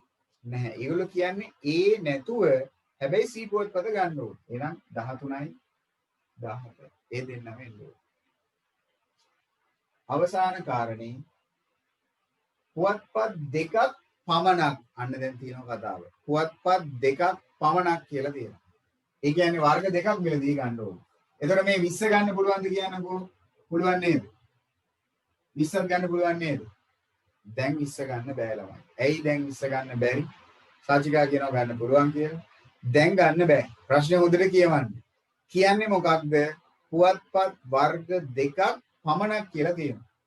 පුවත්පත් දෙකක් පමණක් කියන කාරණේ ඇවිල්ලා තියෙනවා. එහෙනම් 20 ගත්තොත් ඒ 20 පුවත්පත් තුනක් අරගෙන තියෙනවා. ඒගොල්ලෝ ගන්න බෑ. එහෙනම් පුවත්පත් දෙකක් ගත්ත කට්ටිය කියන්නේ 5 පුළුවන් 17 පුළුවන් ඊට අමතරව 10 පුළුවන්. 5යි 17යි 10යි. මේ තුන් දෙනා විතරයි මේ කොටස් තුනේ ඉන්න කට්ටිය විතරයි පුවත්පත් වර්ග දෙකක් පමණක් ගත්තේ. මේ 20 13 15 ඒව ගන්න බෑ. ඒගොල්ලෝ එකක් පමණයි ගත්තේ. එළිය කවුරුත් නැහැ. මුකුත්ම ගත්තේ නැති කවුරුත්ම නැහැ.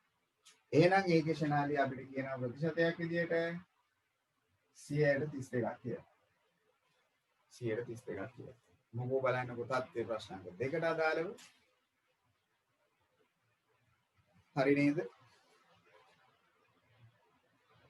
මොන ප්‍රශ්නාංක දෙකට අදාළව කාරණේ. සාචිකාට පැහැදිලිද ඇයි 152ක් වුණේ නැත්තේ කියලා? ඉස්සෙල්ලා ප්‍රශ්නේදී ඔක්කොම ටික එනවා. දෙකක් වත්. මෙතන දෙකක් වත් නෙමෙයි. හරිද? දැන් ප්‍රශ්න පැහැදිලිද? කලින් එකේදී අහලා තිබ්බේ දෙකක් වත්. මෙතන කියන්නේ දෙකක් පමණක්. සිංහල හොඳටම කියව ගන්න පුළුවන් කමක් තියෙන්න ඕනේ. නැත්තම් මේක වර්ධිනවා. ඉස්සෙල්ලා එකේ ඇහුවේ දෙකක් වත්. එතකොට තුනක් කරන කට්ටියත් හොඳටම පුළුවන්. හැබැයි මෙතන අහන්නේ දෙකක් පමණක් කියන්නේ. ප්‍රශ්නේ වැරද්ද පැහැදිලිනේ. වැරදුනාට කමක් නැත. වැරද්ද පැහැදිලි නම් එච්චරයි ඇයි වැරදුනේ කියලා. හරිද? හොඳයි. එහෙනම් ඔන්න කුලක සම්බන්ධ වෙන රූප සටහන් ආශ්‍රිත සුළු කිරීම අපේ ගැටළු විසඳීම අපි ඔන්න දැන් ආරම්භ කරා. තව 4ක් ඉතිරි වෙනවා. ඊළඟ දවසේ කරමු අපි. හරි කරුණාකර අචුපතේ ඒ අභ්‍යාසය තව ගණන් 4ක් තියෙනවා. එක ගානක් ටිකක් විතර අමාරුයි. අනිත් ගණන් ටික නම් සාමාන්‍යයෙන් ඉතුරු ගණන් තුන කරන්න පුළුවන්. හරි ඉතිරි ගණන් 4 ඉවර කරලා තියන්න සිකුරාදා හම්බෙද්දී එහෙම වුණත් අපි සිකුරාදා දවස් තුළ කොටස් වෙනදපොළ ආරම්භ කරමු.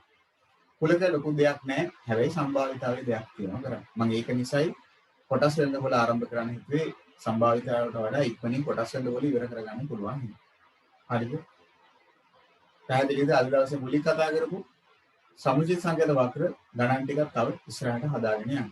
ටියුට් එකේ ගණන් ටික ඉවර කරලා ඊට පස්සේ ඔයාලට පුළුවන් ඔයගොල්ලන්ගේ පාස් පේපර්ස් වල රචනා ප්‍රශ්න ව්‍යුහගත රචනා ප්‍රශ්න අංක 5 ඒ කියන්නේ අර පළවෙනි කොටසේ යන ප්‍රශ්න 5න් පස්වෙනි ගානේ දත්ත කොටස් ටික එන්නේ දැන් 2015 ඉඳලා ඒ ගණන් ටික ඉවර කරගෙන ඉන්න 15 16 17 18 19 ඒ ගණන් 4 ඉවර කරගන්න ගණන් 5 ඉවර කරගන්න පාස් පේපර්ස් වල කුලක සම්භාවිතාව දැනට පොඩ්ඩක් නවත්තලා ඉන්න. තව ටිකක් කරන්න තියෙනවා සම්භාවිතාව කොටස ඉවර කරන්න ඕනේ. හරිද? හරි. එහෙනම් ස්තුතියි අහංගිකයට හැමෝටම. හරි සිකුරාදා නැවත හම්බ වෙමු. වැඩේ අවසන් කරලා තියන්න කුලක අවසන් වෙලා කොටස් වෙනදපොළ පොඩ්ඩක් කියවගෙන තියාගන්න කොටස් වෙනදපොළ පටන් ගමු සිකුරාදාට හිමි. හරි. එහෙනම් සුරාන්තිය පරිස්සමෙන් ඉන්න දැන් හෙට ඉඳලා කොහොමද ගෙදරට වෙලා තමයි කටේට ඉන්නේ. හරි. හරි. ආයිබෝන් එහෙනම් සුබ රාත්‍රියක්. ඉස්සරහට කොහොමද?